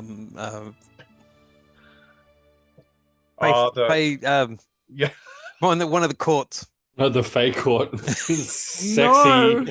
Sexy velvets. Absolutely not. Wow. Considering the state of those clothes, she goes, look, if that's the case, maybe I'm just going to have to resort to wearing what I had last night. Maybe you can magically clean them or something. It's actually a very good point. I cast prestidigitation on her clothes. Yeah. And with that, the two of you, her first, and this time without even using the hat, she just waves her hand. And this time she's turned into like an older woman, sort of in her 60s, slightly hunched, wearing a very plain dress, and makes her way out and heads downstairs. Cool. I'm heading downstairs also. Cool.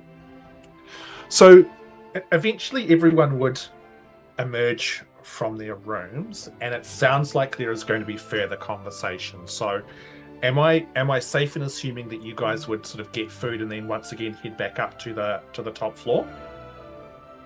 Yeah, I think so. That seems sensible. Yes. Yep. Okay. So you all retire back up. There's plenty of food to go around. Once you get back up there, Destaria drops the disguise and just begins slowly eating the various goodies that you guys have been provided for with breakfast. And as she does, sort of in between bites, she'll look around the group and go, so you had some questions for me. Apparently you wanted to get a whole lot of information from me. Now is time, or alternatively, you can save it until we're on the road. I'm actually generally curious, and I'm holding up the piece of paper with the constructs on it. What do you know of this? And I hand over the piece of paper. She takes the piece of paper from you and starts to have a read through it.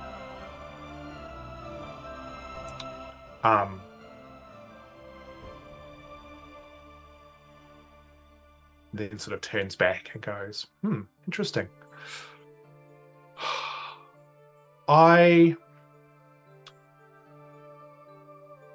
There's a very small collection of us who are aware of what's actually happening in this world at this point in time.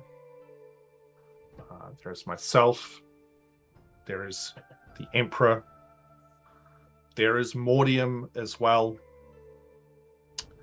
The Inferium Assembly, the head of that is aware, but it's knowledge that we are trying to keep contained to avoid the panic.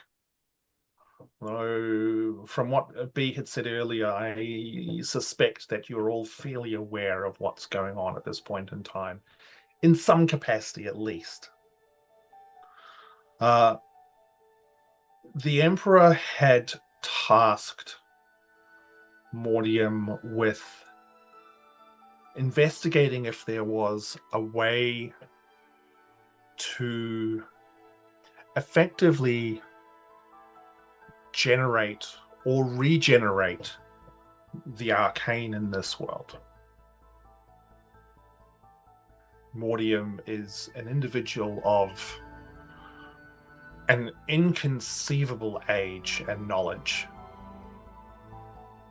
but is also, some may consider somewhat unhinged, some may consider in some respects indifferent to the world, possibly because of just his age, but also he has extensive knowledge.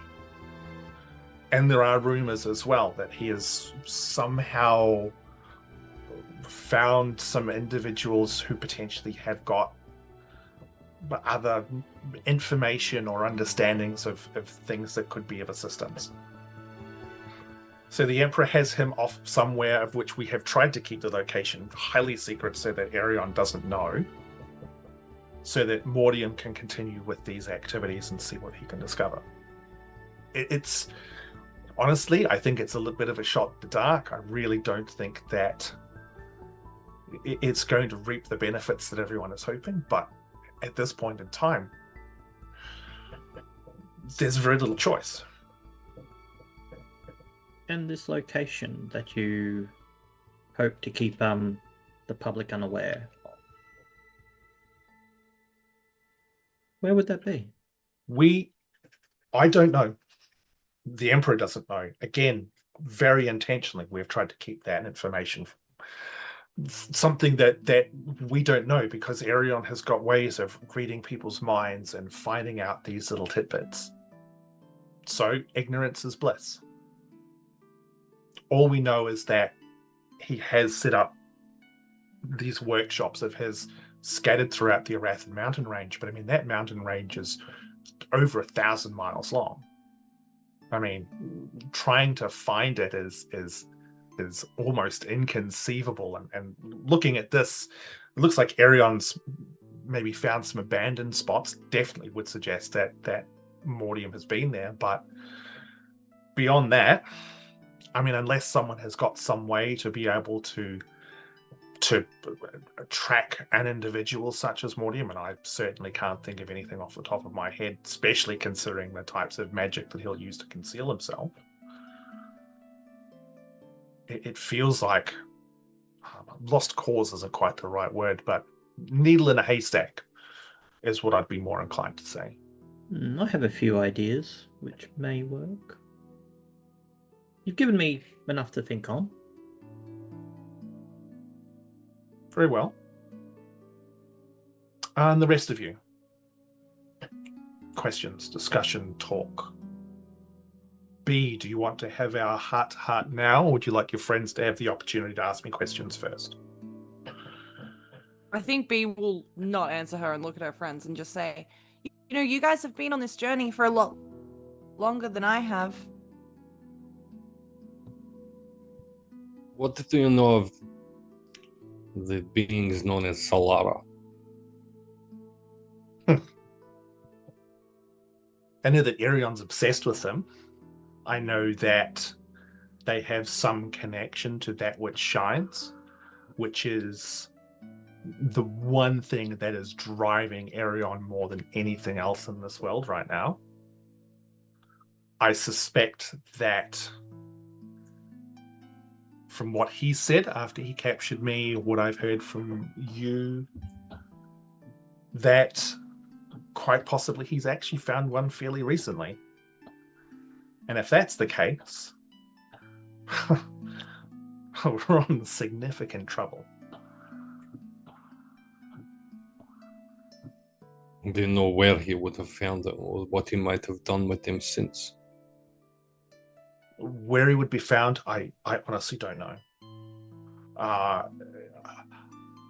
I did get the impression, however, that it had something to do with the village that you and your friends were at not long ago, that there may have been a clue there as to how to find this Talera.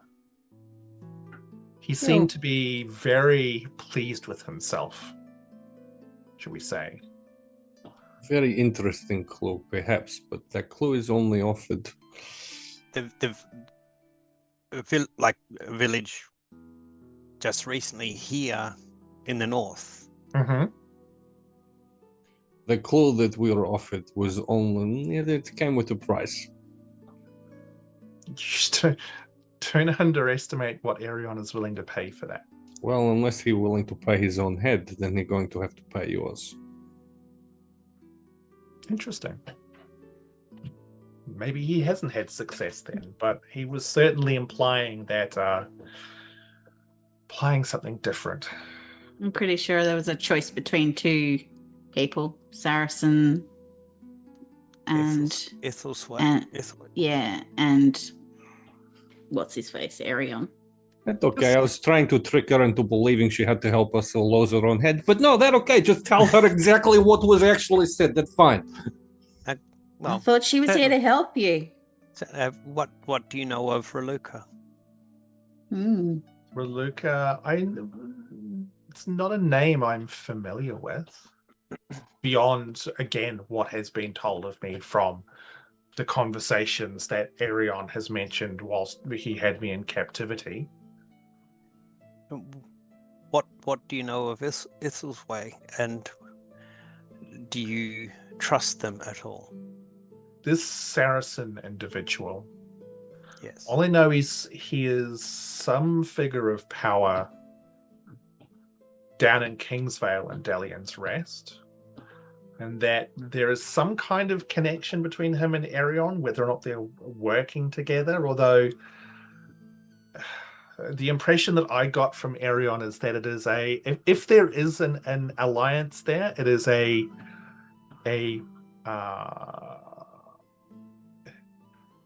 is one purely to provide a means, not based on any sort of friendship. And I feel that it's probably fairly tentative as well. A partnership of convenience. Yes. That which shines. They wish to. Perhaps they both pursue the same thing. She chuckles as you mention that which shines. She says, "Yes, that which shines. The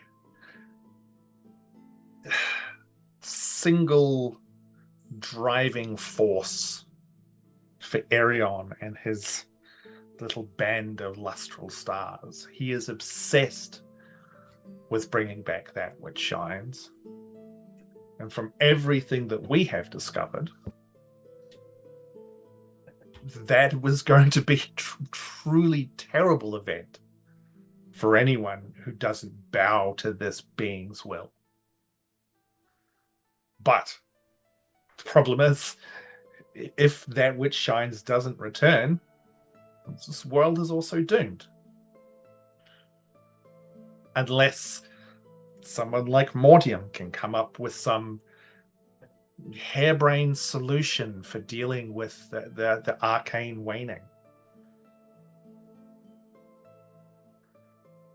Honestly, feels like we're in a bit of a lose-lose situation. And where Almost. did you come down on that? Sorry? And where did you come down on that? Which side? Neither. I absolutely would try and do anything to stop that which shines from returning, but Errion has wormed his way into all of the crevices of power throughout the entire empire. Even the Emperor is scared of them. There is effectively nothing that can stop this man at this point in time, and he grows only bolder per minute. But if he doesn't return this god, then the world dies. Which does, in many respects, lead me to our conversation, Beatrix. See, I have got a solution for this. It is, let's say it's like a plan B. No, let's not say anything. You just speak plainly.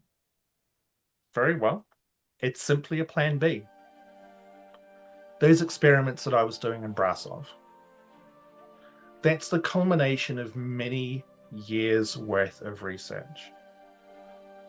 I believe at this point in time, I've figured out a way to be able to essentially move a fairly significant area of land outside of space and time, remove it from this world, and keep it safe. Create it. Believe it, or you've actually done it? I believe. I haven't done it. Otherwise, I wouldn't be here. But this is my plan. How is that? Sorry? You're just going to move a place and that's it? Yes. There's two options in this world at the moment. One is the return of an all-powerful being which, unless you bow and worship to it, it is going to wipe you off the face of the planet. Well, the entire world dies. Yeah, but how do you... I know, like, you believe, but, like, you don't know. You could move that place. And the same thing happens to that as it did to Brasov. Brasov was the last experiment which validated the final pieces of the puzzle.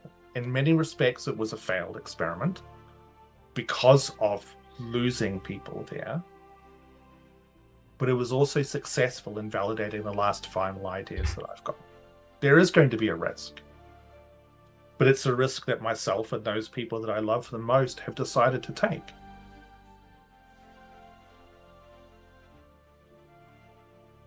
And you're not going to list all of them out? All of the people? Hmm. Well, I mean, there's thousands of them.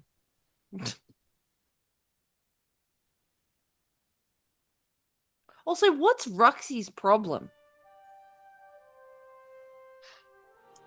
Ruxy has fallen under the sway of Errion. There is something about those... What a loser. Though... There is something about those who are sorcerers who seem to be somewhat more swayed and tainted by this whole that which shines. I believe there is some kind of direct connection because they have got such a inherent ability in touch with the arcane. they're connected even more so than others. People like yourself and I who have learned the magical arts, it's different. It's not an innate, and it's not an innate, inherent blood-born ability. Where for them, it burns through their veins. It has that deep-set connection. And Ruxy has fallen to that. Other sorcerers have been driven mad. I believe that probably somewhere amongst all of this, there is a choice they have to make. And for Ruxy, she chose to follow whatever power it is that is convincing all the others. One can only assume it's that which shines. So who is your whole heart? His name is Buakal Zenrin. Do I know that name? You have heard that name before, and I will let anyone... I will actually probably only you, because this is a Northern Paladin thing, roll a history check. Yeehaw. And Gallivahad, surely. Come on. History. Gallivahad's not from around here. 21. Loser. Sorry, 21? Yeah. You recognize the name. He is one of the 3 members of the Zephora who rule the Sol Barazan deserts. Excellent. I'm going to repeat that information straight to the party. And she just sits there and listens. And when you finish, she goes, my intent, or I should say our intent, is to go to his city of Ord, gather up all his people from the surrounding lands, and leave this place. Just gonna run away. Yes, we're going to run away. It seems like a foolish plan. You say you have the means to take a large place and put it outside of space and time. Use that as weapon. Invite that which shines. Find it. Put it in certain place. Push it outside of space and time. Everybody's safe. This is... Not small group of your own personal little friends at expense of life of everyone else. It's not that easy. This is something that I have been setting up for over a year. Any small change, any small... anything that influences how the spell is cast could throw the entire thing off. And having a being of that power trying to capture it in this, it's not what the magic is designed for. This isn't a weapon. It's not something that can be weaponized. And I would question whether or not it would even be suitable for a being of that type. You can think whatever you like, but I want to protect the people that I care about. And I will even offer it to you if you wish to come to Ord. If you wish to leave this place, you are more than welcome. I owe all of you my life.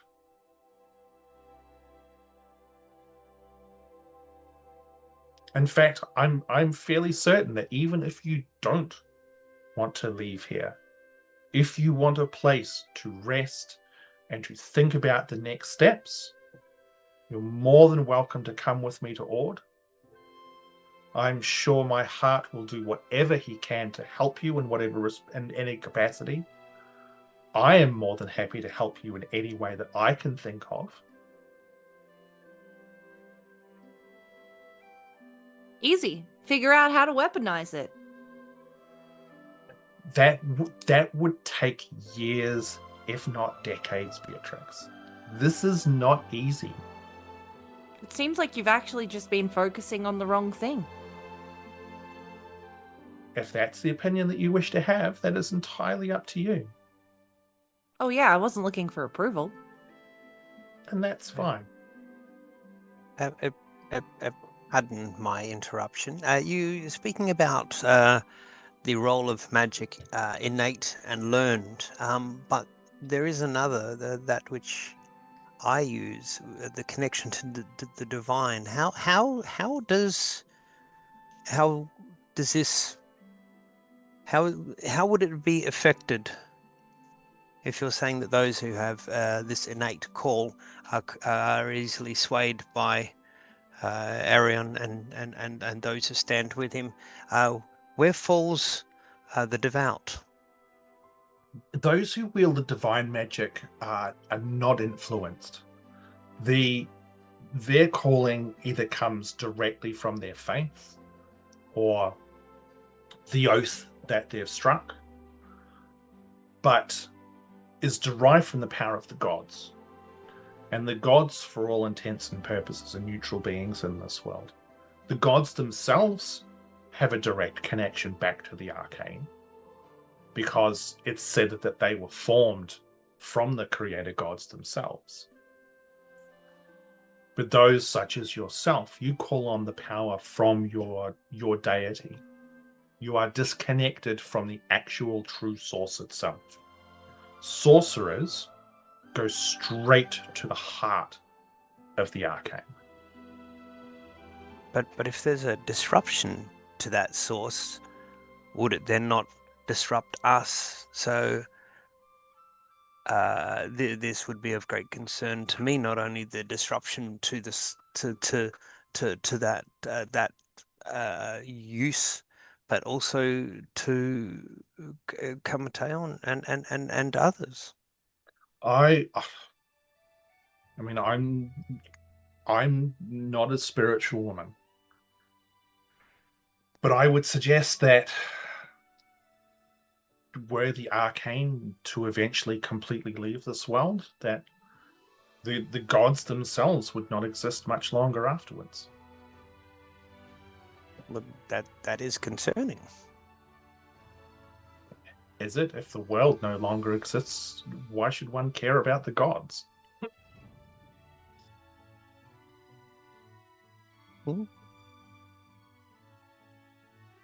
You have a very practical mind, Destaria.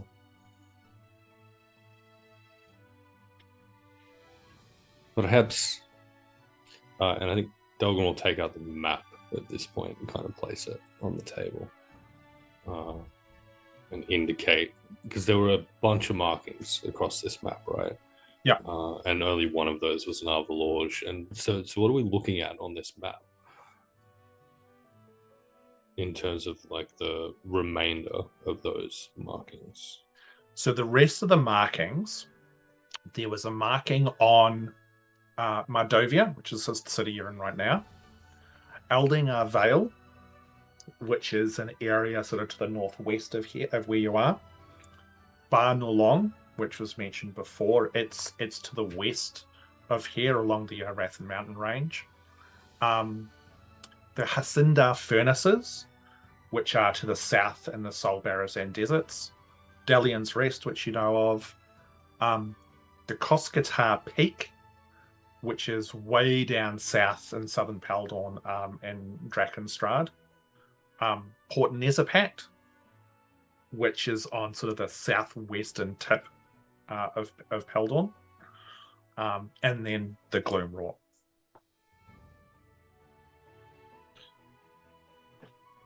I don't believe, I refuse to believe that this ending of the arcane and ending of the world is inevitable. If this was so, Errion and others who we have come across in the past would not be running around gathering up their little sorceress friends. They would simply sit back and wait. These places, these people have a purpose, and we can interfere with that purpose. This is what I choose to believe. You are a coward and a fool. And if you wish to take your lovers' people and run away and hide in a place that doesn't exist until you all cease to matter to anyone or anything, then run. But I will stay and I will fight.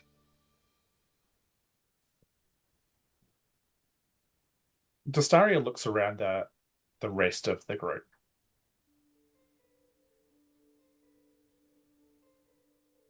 Do all of you have a similar mindset to your friend Delgrim here? Yeah. I have family here. I'm not leaving them. I'm not leaving my friends.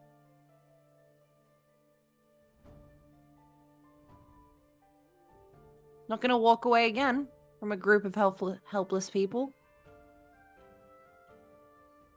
I'm here for my own reasons. But I won't necessarily just roll over, so to speak. And my people lost the arcane once. Yes, we went through trials and tribulations, but we found a way through.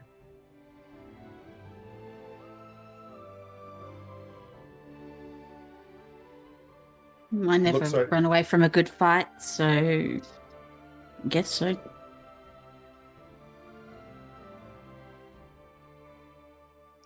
Grumpfel, what about you?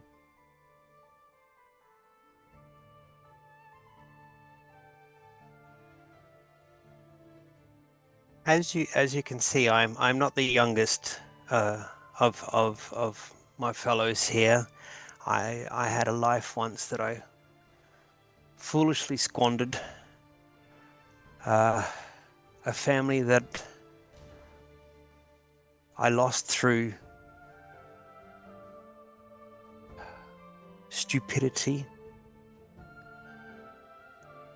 I found myself drawn to a way of life that I admit in the last few months has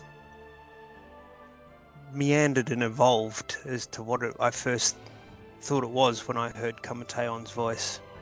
I'm here because these people that you see around me have become my family. They are dear to me. Even those that have just joined, I can see the good in them. And I would rather not see that go away.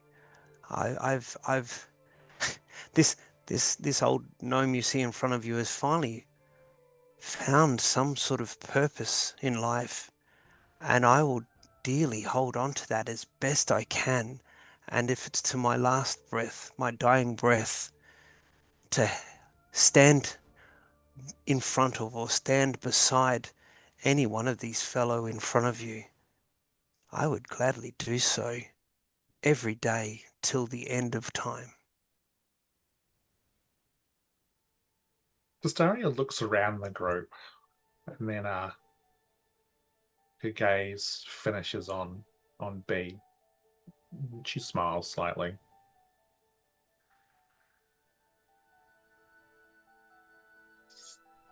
I don't know what I expected for you in your life, Beatrix, but it wasn't this. This is an intriguing collection of individuals you have come across here who seem to be very set on what they're trying to achieve. It's commendable. Do you have a point to go with that opinion?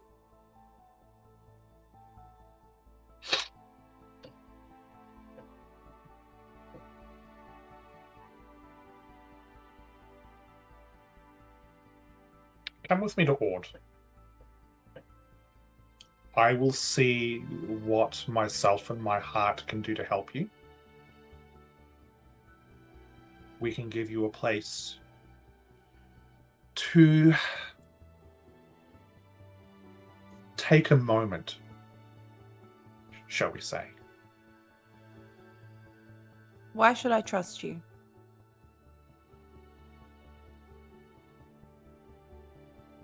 Why would we rescue her if you didn't trust her in some form?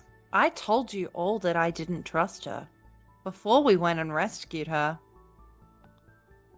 I was very open that I didn't trust her. What are you concerned that I'm going to do? I don't Are know, you maybe concerned think that we're I'm- as disposable as the rest of the world. That doesn't make a lot of sense, P, though.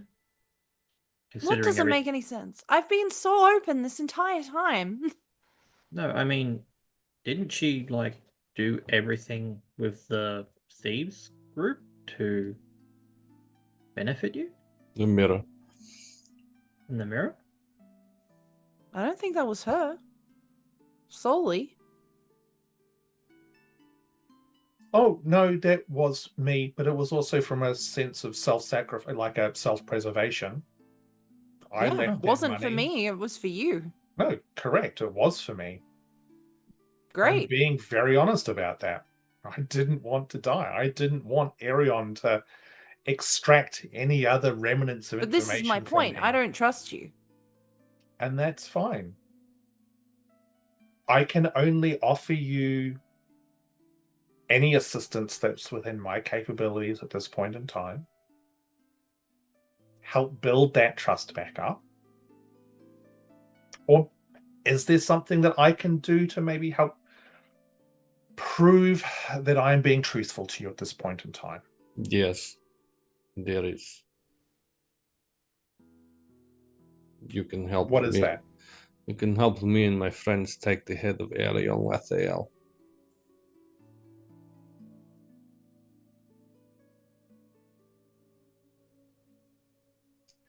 He has a Solara. We'll find him. We'll capture him. We'll force this information from him.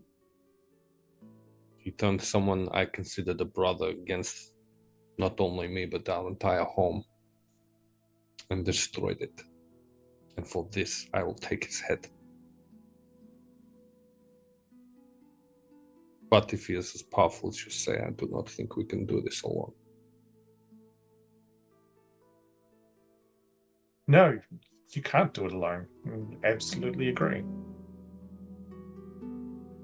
But why do you want killing Errion? So is this just for revenge for what's happened to you and your kin? It is a price that has been asked of us.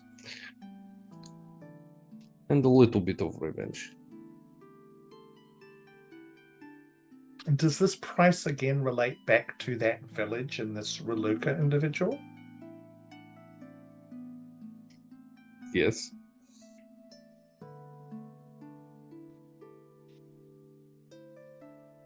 I'm finding myself more and more aligned with her particular view on this individual.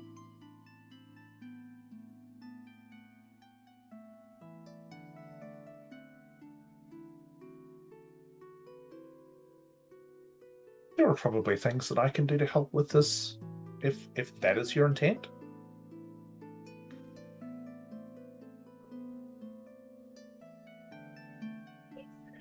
Would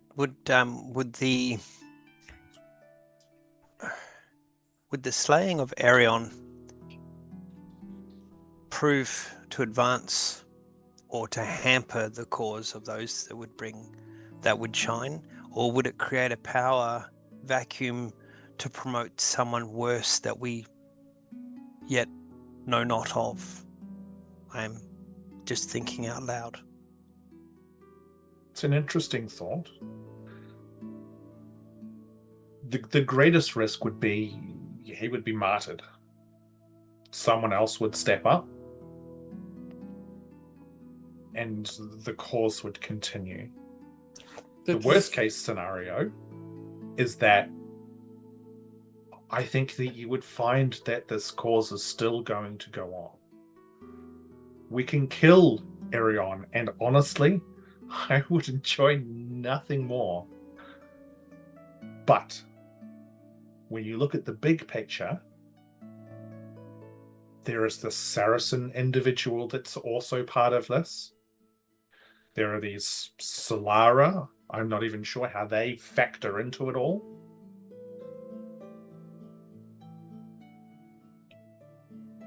But I can promise you now, and you can believe this as much or as little as you want to, Beatrix, that I will help you in this endeavor of trying to kill Errion.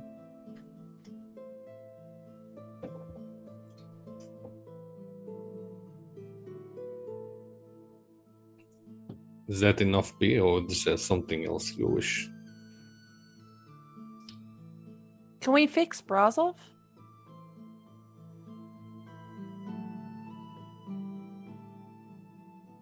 What do you mean by fix? Get them out. I can't bring your friend back. I know. But you can help the rest of them.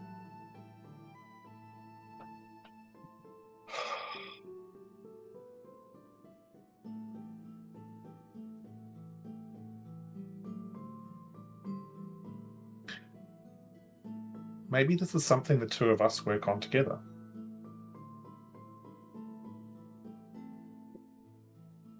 You all need to realize I can no longer travel through the Empire. Errion knows my every step. He has rooted out all of my agents, every single informant I've got. I am completely neutered by this man. This is why I have to go to Ord. It is the only place there is any semblance of safety for me at this point in time. And I can offer you the same safety. And I'm not talking about shifting out of space and time at this point, but there are numerous protections put around the city of Ord that will keep us, for the most part, protected from what Errion is able to do.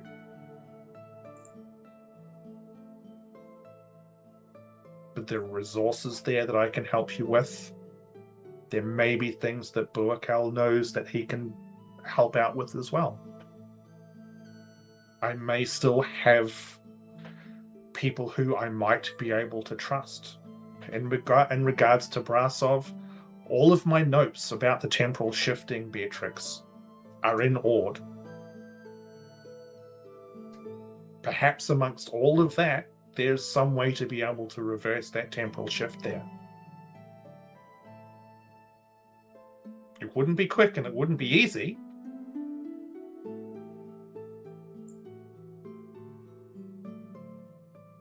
But we can certainly investigate it. It's not just up to me, it's up to everyone. We're a team.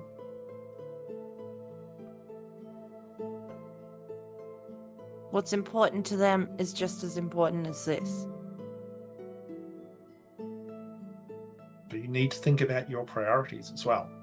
Well, that is my priority. My friends. In Brasov? No, I mean these friends. I'm These not going to force them to come to this place with you if that's not what they want to do, you know? And that's perfectly fair. There are other priorities, you know? I've seen how important that this place is to you and the way that it lingers in your heart and mind. If there is a way to end that suffering, and this Ord is where we might find how to do that, then I will gladly follow you there and help you do this. What about everything else, though? You can't just hit pause. Well, wait, I can do that. Yes, you can, and also that's not entirely untrue. So, part of the preparation for this temporal shift with Ord has been to create effectively a time bubble around the city itself. So currently, time there passes much, much slower than everywhere else. So we can go to Ord, and you can spend time there researching, coming up with plans, thinking about what your next steps are, and not be as concerned about time passing out in the real world. A week in Ord, it's about a day in the real world. I think you should go to Ord, B. I am offering you a reprieve, a chance to pause, work out your next steps. If you're wanting to take on Errion, if you're wanting to do this grand plan of trying to save the world, you need to stop and think. She'll look at everyone else aside from Tiernan. And actually, Delgrim, who said, let's go. So Gally and Grumpfel. Whatever the group decides, I will not be joining you. And then what do you mean? This is where I'm afraid we part ways. I have stumbled across some evidence which would suggest perhaps my father may be involved in a couple of things in the Empire. I need to pursue this properly. I do not wish to drag you into my business in this instance. But I haven't even been able to teach you a spell yet. Oh, I'm pretty sure that I've been able to copy something at least. And then Tiernan's going to cast Prestidigitation on himself. I did it. I did actually take that cantrip at level 10. Excellent. You But look great. I plan to go north, and I wish to check out these constructs. Now, I realize that Destaria may have no way of tracking, but a couple of ideas have come to my mind. These constructs, let's just say I've heard of something quite similar upon Carthabar.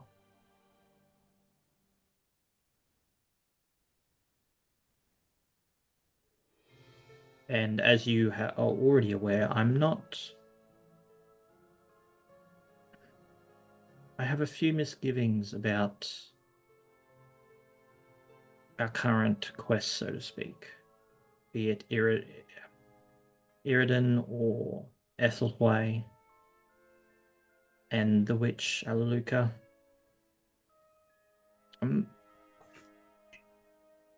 It just feels too big. And But you're so tall. height notwithstanding. Are you saying it's not that you can't ask us to come along, it's that you can't ask us to come along? I don't wish to jeopardize you into my own problems. There is other forces at work which could... So Grumpfel nods. So you can't ask us to come along. I am heavy of heart, but I understand. Let me put it this way: you have enough in the schemes of the political side of things happening at this moment. You don't wish to have Carval next in as well. As much as I would love to see your city,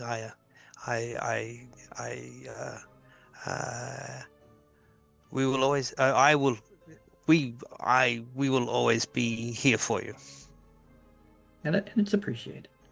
But at the moment, even I will be lucky to see my city again. Destaria I'm no will longer pipe up welcome. at this point and say, I mean, this could be quite advantageous. I mean, seeking out these constructs which would potentially have a link back to Mordium based on the information that I'm aware of. He could play a key part in all of this as well. The challenge that I've had is that the man is an enigma and is difficult to find and at times understand. So knowing what he's up to and what he has learned or not learned could play a big part in this as well. Anything I find, I will send towards Old, I think is Ord? where you... Sorry? Ord? Old. I can send any sort of missives along that direction with any evidence I come across. Perhaps it will help you. Not to pour salt in the wound, but I might join you, Tiernan. I feel uncomfortable with you leaving by yourself. That's okay. You can go. I'm glad you feel comfortable with it, B. I'm joking. I'm so glad. I'm so glad you're comfortable with it, but I'm joking. Turn his head and cry. One tear. Well, admittedly, that Which is he a then bit of a sucks relief. back up into his eyeball. Yeah. Like Admittedly, that is a relief, Gallivahad, because yeah, me by myself, I'm usually pretty good, but You're so strong. no, I'm not. Shh. Just tall. I'll just sit So over here break being a chopped hole. liver then. I can carry lots of things and hit stuff when you need me to. Your company would be most appreciated, Gally. Road trip. So, yeah, okay. Think like a small pouty child. B will approach Tiernan, and if he allows, will very much like a tantrum child, give him a hug. And be like, I just gave this big speech on all my friends, and now they're leaving.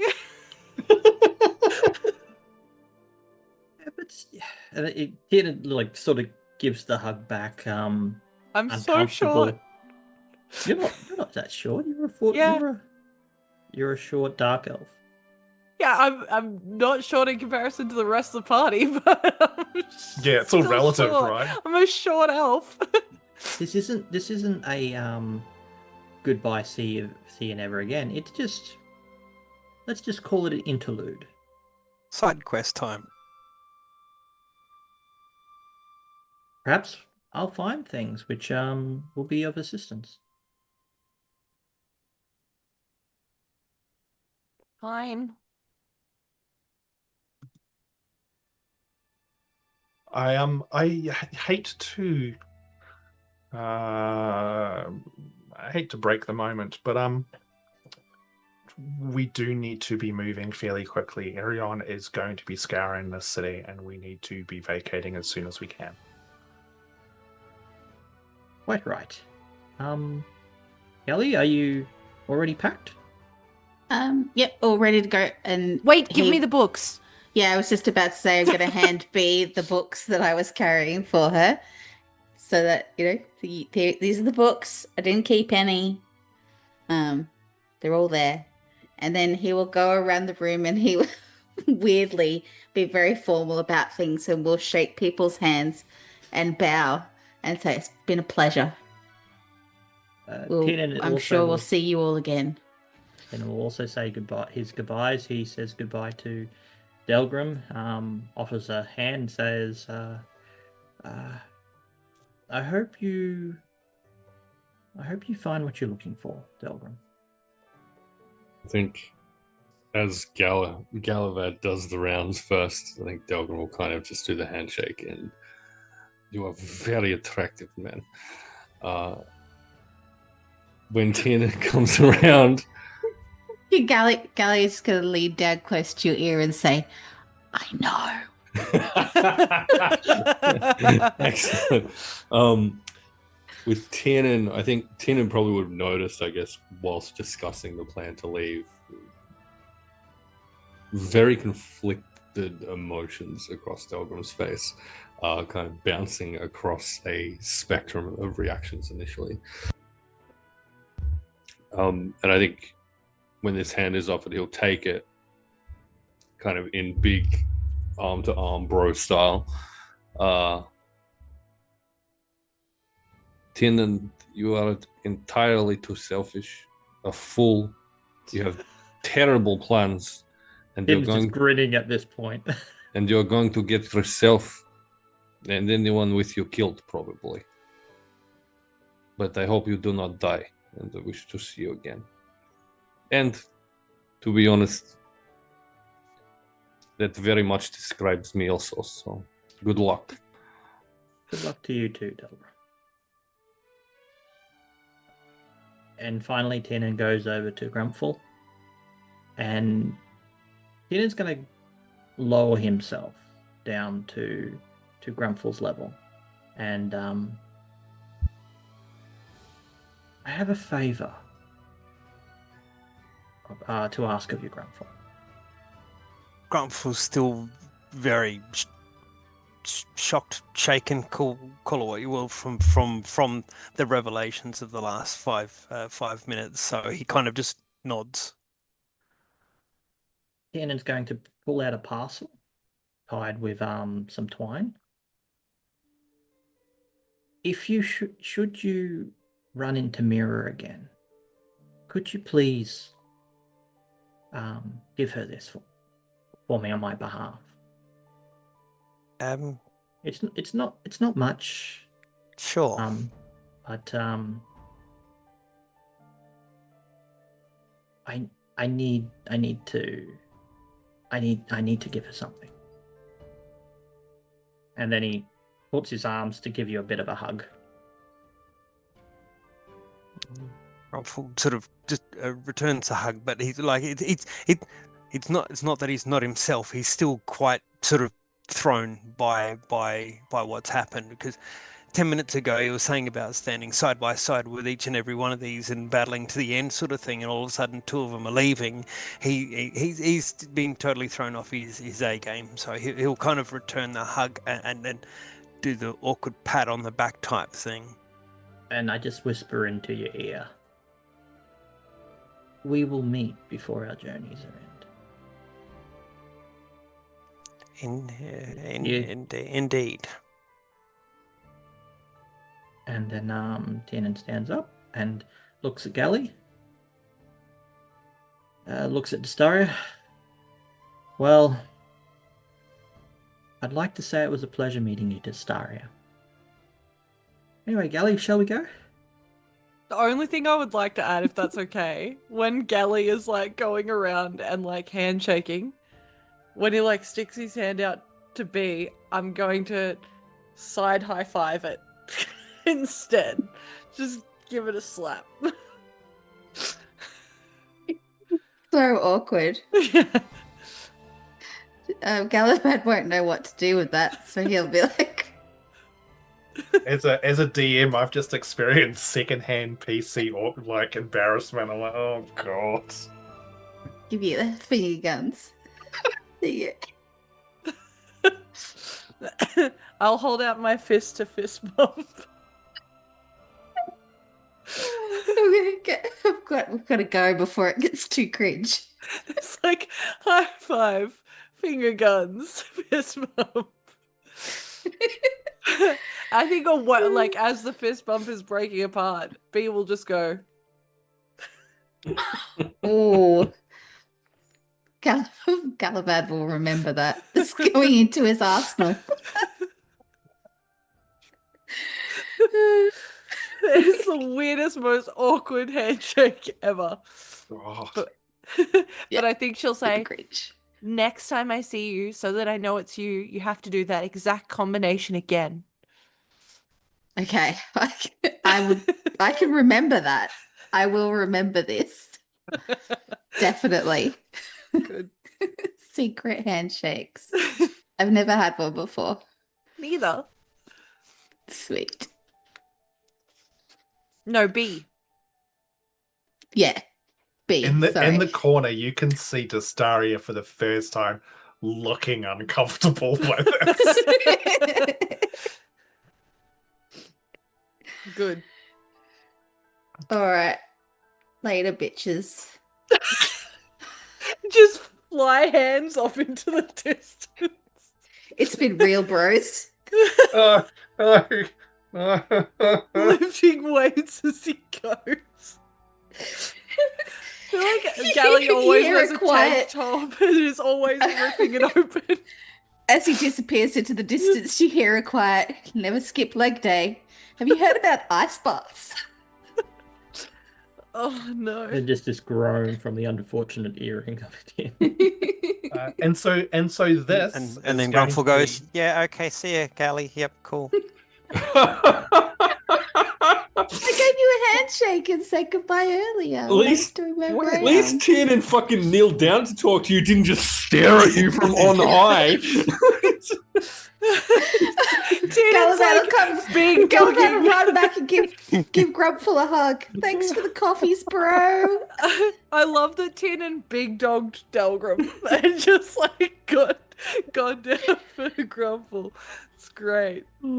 So this is where I'd like to formally announce our new spin-off campaign starring Tiernan and Gallivahad that we're going to call the Gun Show. I hate it. I'm Wait, never that's an watching official? it. It's a great name. No, I saw. It's Yeah. real good. It's It's- real good. one of the best things I think I've come up with. I hate that for you. the other one But was it the Gun beats Show, or- it beats the Tiernan or Gallanan. well, because the other one then was going to be Gunsmoke. So it's like the guns smoking hot. Anyway, so Wow. yeah, I know. With that, Two men and a blinky. Oh no. We've lost him. So Destaria looks at the three of you and says, if you want to collect up your gear now, we can leave. I can get us most of the way there comparatively quickly. And there's still a few days travel, however. Okay. It won't take me long to get everything together. Can you guys help me carry these look, I'm done. books? Delgrim will open up the bag of holding for. Delgrim, you like to read. If you want to read any of them, you can. Oh, hey, thank you. But you can keep the books in here. Thanks. Grumpfel, will you need help with packing your things? No, I think I've got it. I just have to rearrange my pack and I'm done. Let us make haste and get out of this place as quickly as possible. Sounds good. If you wouldn't mind just gathering around, please. Once you've got all your stuff, and she sort of waits until gather. Mhm. sort of got in close. She then starts to cast a spell, and you watch as the space around you starts to shimmer and sort of almost warp and bend. You know how like you see like those mirrors like in a fun house where everything sort of like bends and warps in and out? Yucky.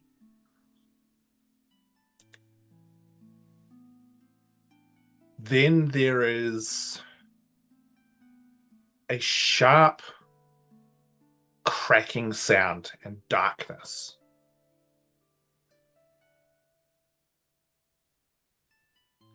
The next sensation you have is heat.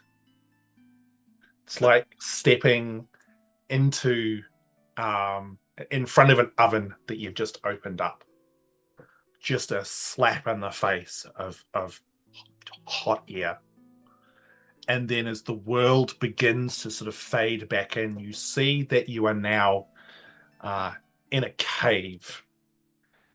And that sloping upwards, there is sort of a rough hewn track leading up to an exit outwards, of which you can see there's just bright white light. And under your feet, you can see now the slowly fading glow of all sorts of various sigils and runes on the ground. Delgrim, you instantly recognize that these are very, very similar to the ones that you saw in the Errion's mansion. Not the same, not exactly the same, but very easy to see that it's probably used in a similar fashion, some kind of like teleportation circle.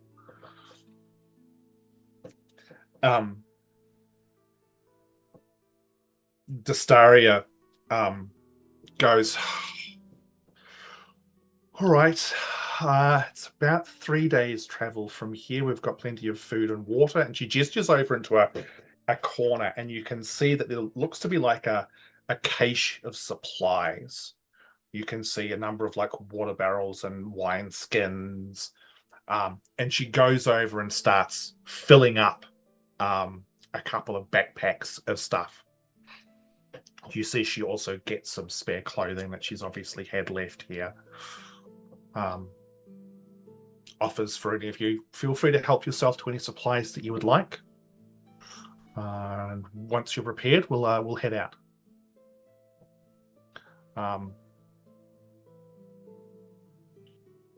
You guys take that time to grab anything that you want to, entirely up to you.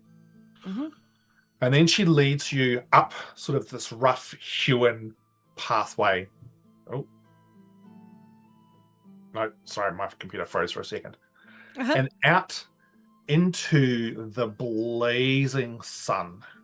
And you find yourselves standing on what appears to be the side of a small mountain. And when you look northwards, you can see that there is a mountain range running off in the distance.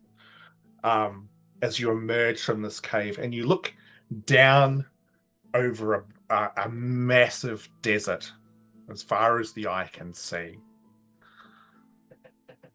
That was a very neat trick. She gives the quick nod. And as you look at the desert, you notice that what initially looked like sand dunes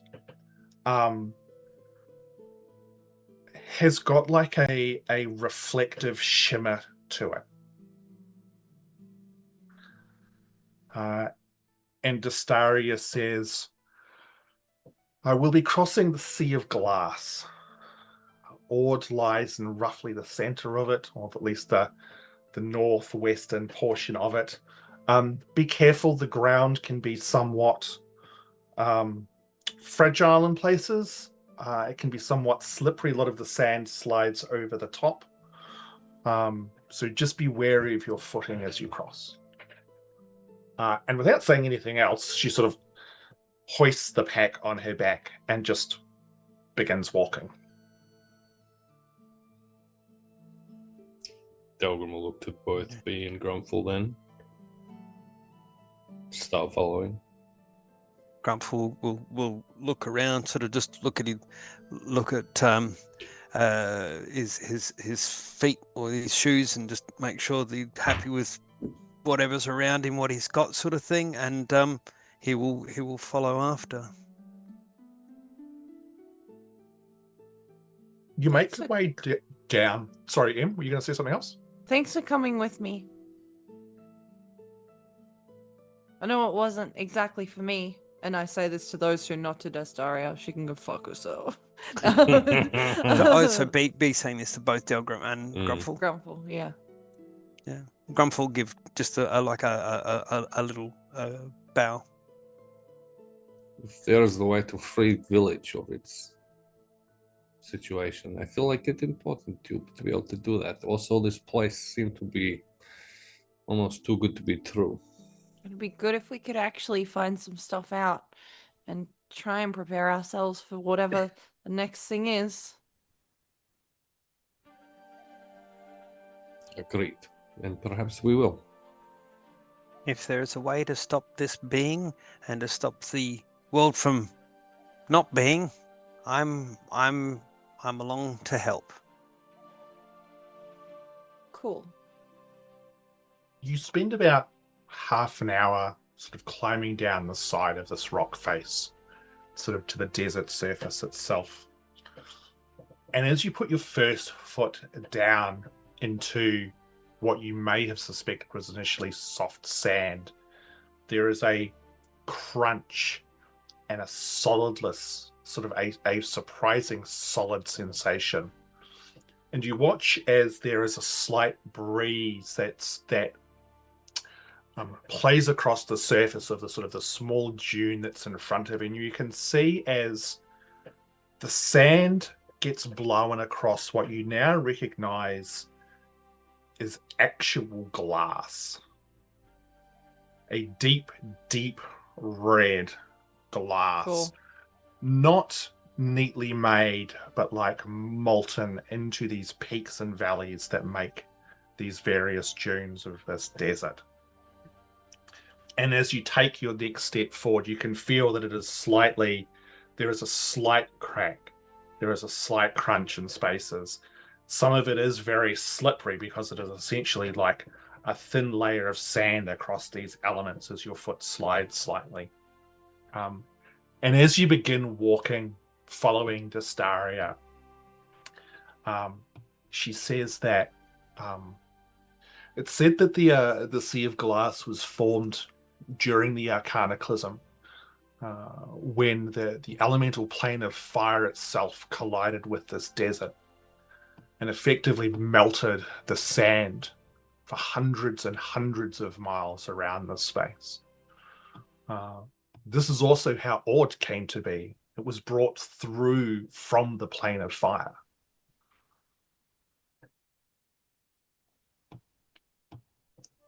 Interesting.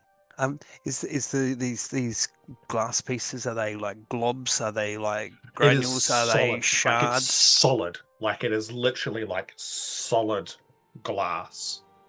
Right. So like okay. when you go to walk up one of the sort of almost these glass dunes, it's like trying to climb up a glass surface. It is slippery. Right. Okay. Right. With sand, sort of a thin layer of sand across, blowing from the deserts that surround this sea as such. It's very hot. I don't think I like it. Even more so where there's some of those exposed pieces of glass, like the sun just reflects off. And even with your hat, Delgrim, it is like being slowly baked alive. Not sure if I like this either. You progress for the course of a day. Destaria seems to know this area well and navigates through the easier places to travel with, avoiding having to climb larger dunes, finding sort of smaller valleys and the like to get through. She stays quiet for most of the journey. And as the first night falls, the reverse of the day occurs, in that the temperature drops sharply.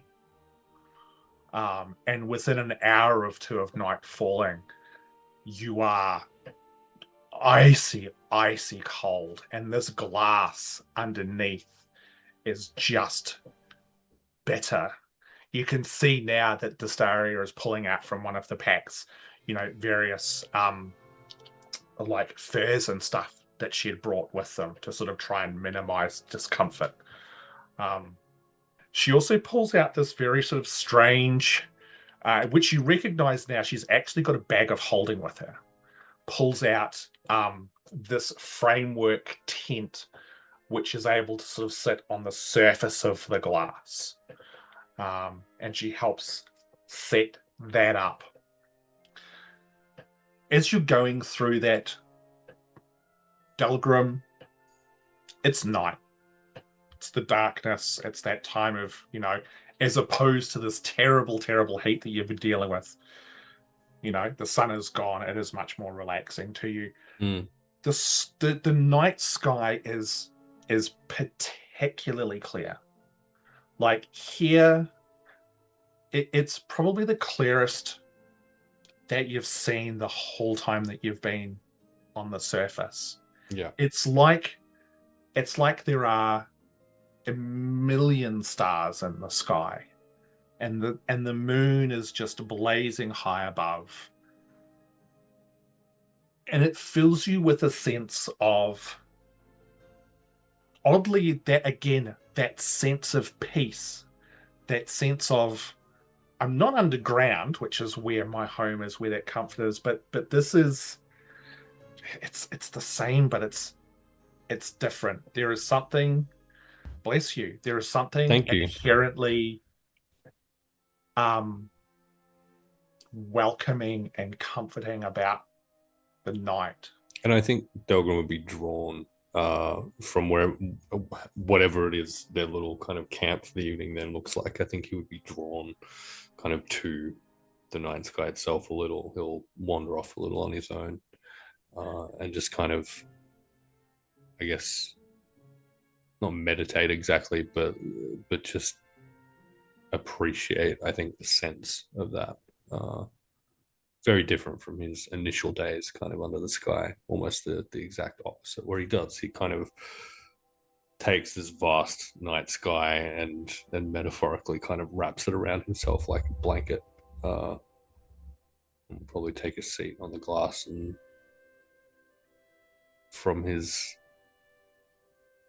eyeless peepers, there'll be just a single tear that falls. As that single tear falls, a single shooting star streaks across the night sky. It almost seems unnaturally bright to your eyes, and traveling almost sedately. And as it sort of gets about halfway through the sky, for the briefest of moments as you look up there, it's like you recognize the old eyes of a Swerfneblin looking down on you. Delgrim, wake up, it's your watch. Sorry. No, you're all good. You're all good. Excellent. And I think Delgrim will kind of stand from his little moment of emotion and reflection, and he's been thinking back on his past and his best and truest friend, and the seeming betrayal of that, and potentially his part to play in taking from that same Swerfneblin something vital and important, and potentially putting their lives and that of everyone they'd ever known, and perhaps the world itself, at risk. And he'll stand and he'll stare at the night sky, and he'll nod. And as he does so, that falling star will split into 4 separate stars, and they will crash into the glass around him, just sending up shards of glass into the air as they do so. Outstanding. I love that. So are you close enough for the others to have observed that, or? I think they definitely hear it. Yeah. I feel like we'd hear that. Yeah. Yeah. And at that point, he'll turn around and he'll just kind of head back to their little encampment. Slowly. Hey, you all good?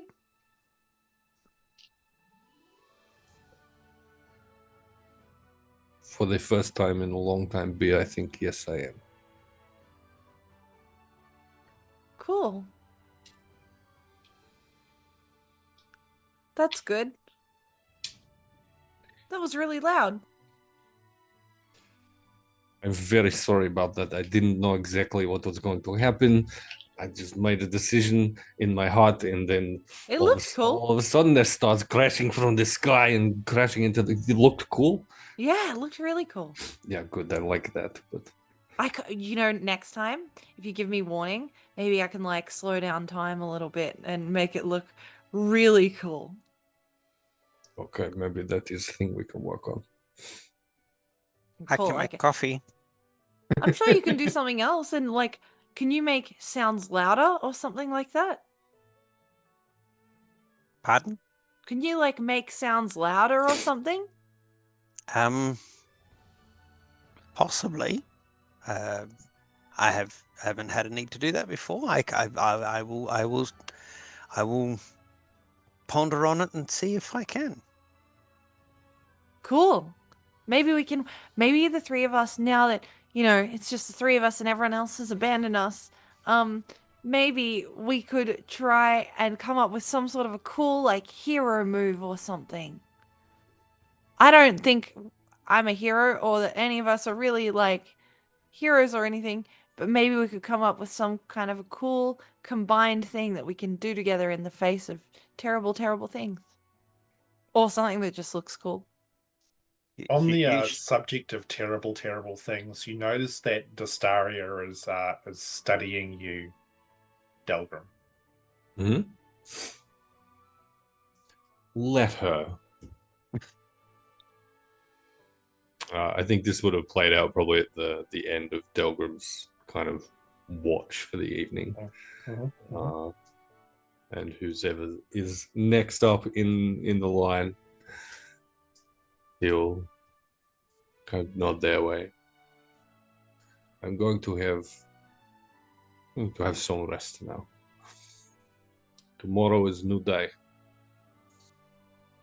And every new day that we have is one more day to put a stop to these vast and terrible things in this vast and terrible world in which we live.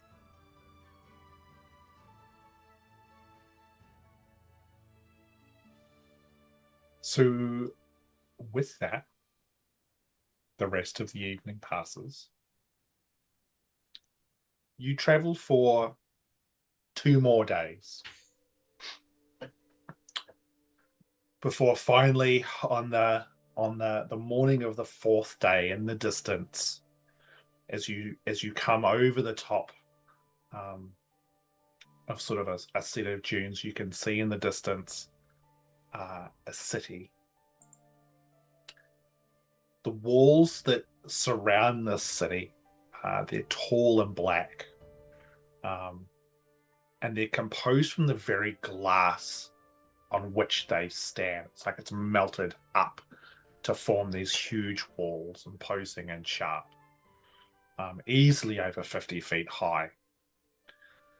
Rising even higher into the sky behind them, you can see delicate towers of flame red, with the early sun glistening off the crystalline surfaces of them. In the center of this city, you can see a particularly tall, singular structure. It's almost painfully narrow, made from what looks like some sort of impossible combination of brass cables and spun glass to rise up high. And at the top, it flares out almost like a flower into a large obsidian structure. As you move closer to the city, you can see some gates. They also appear to be made from spun glass, strand upon strand, interlacing to form almost like a complex matrix, like a web. In the center, you can see a massive bronze mechanism that, as you get closer, you can see start to slowly rotate, splitting this strange structure where you could see no split before. And these gates swing slowly outward.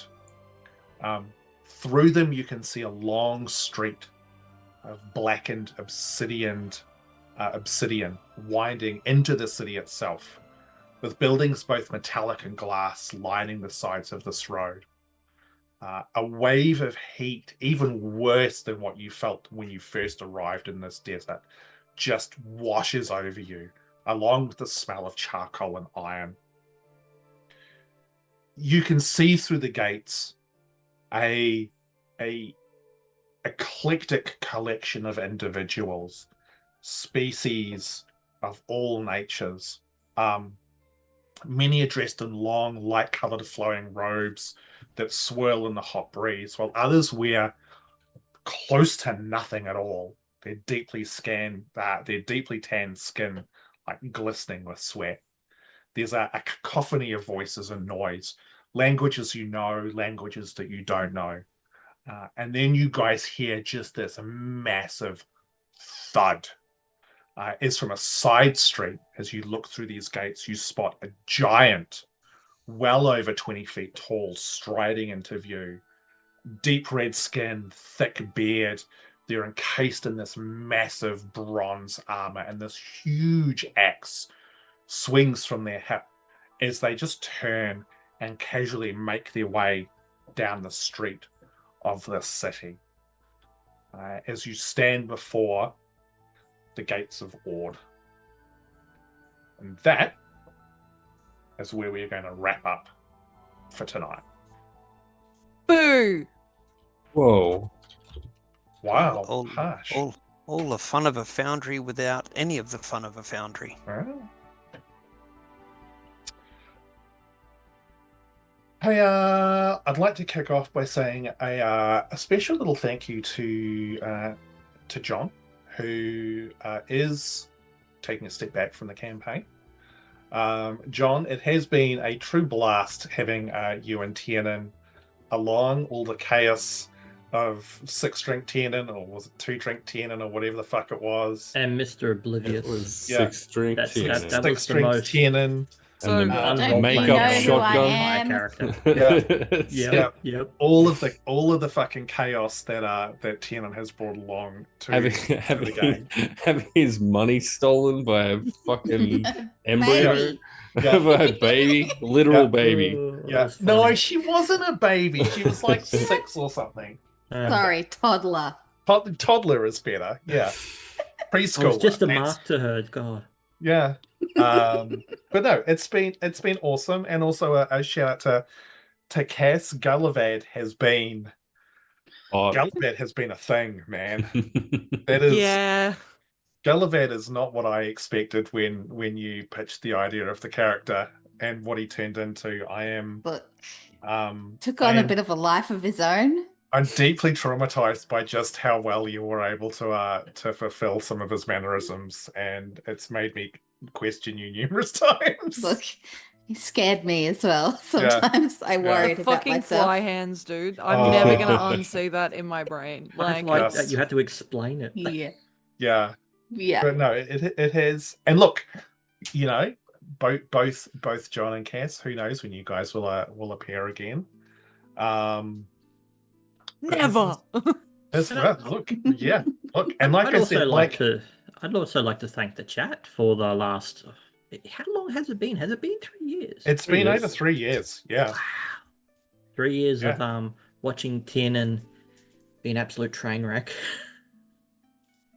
And putting up his. I with his disagree. shenanigans. Not a train wreck. He's had his moments. A cart wreck, And my famous Boat roll. wreck. a boat wreck. Yeah. I've lost count of how many ones I've rolled in this campaign. It's dude. Recently, you've rolled really fucking well. I so- know. Wow. Recently, it's been really well. Yeah. I think it's because I've been rolling so many dice. That's Yeah. weird. So- One's like the easiest number to count. How'd you lose track of those? Now, there's actually a joke in the campaign that I'm currently running literally the next day is I burn up all my good rolls while in front of the camera so that when I'm a GM, it's all low. Good. Excellent. So with that, do we want to let's do a quick favorite moments as we whip around the table. Whip. Yeah, hot. Anyone who wants to go first? I'll go first. But before I do, I will give you the details of that parcel. Hopefully, I haven't thrown you a red herring. Oh, hanging. I'm going to take my headphones off. I don't want to know. No. I'm not We're gonna not tell going him to the say here. details online. You're Yeah. just gonna have to wait Yeah. in case Okay. Miera turns up.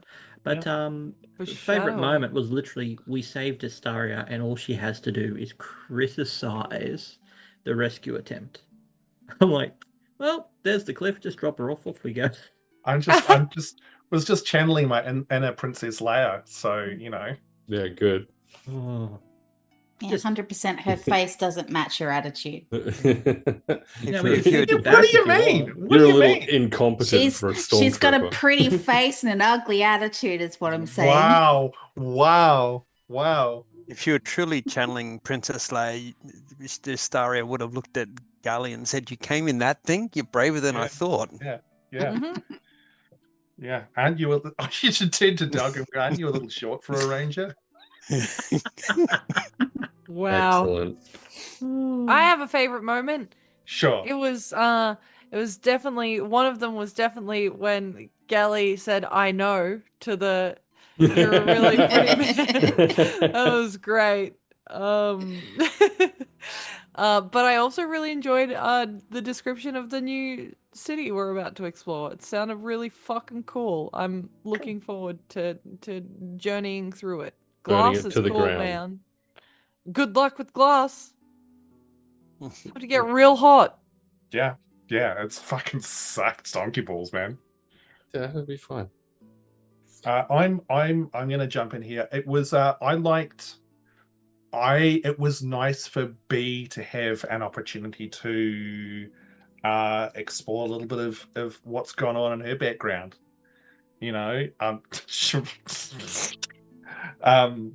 the whole Brasov thing. I enjoyed the RP with between her and Destaria. I thought it's always cool seeing a little bit more of a character. Also, just giant fucking lore dumps all over the place. And you guys haven't looked through all the pieces of paper yet, so there's more, and I will also Only so send much through. lore you can dump on us in one night. I will dump as much as I want to. I thank you, will Alan. take as many loads of lore dump as you would like. I've got to put so upon many this. lore. I'll just cuck Good. while you guys lore dump all over each other. Cool, amazing. And I'll riff off that with mine because I genuinely love the link between the Brasov stuff and the org as that was a test run of what Destaria is trying to do. I thought that was super cool, just as a concept. And similarly, love the kind of part of B stuff got resolved, but now there's like a new part that's opened up. That's always cool and fun.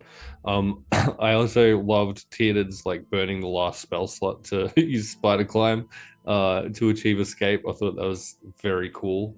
I was genuinely originally the whole stupid crossbow thing was going to be to go back and rescue Tiernan from being absolutely murdered by Nothics, and then that wasn't necessary, so that was super cool and fun.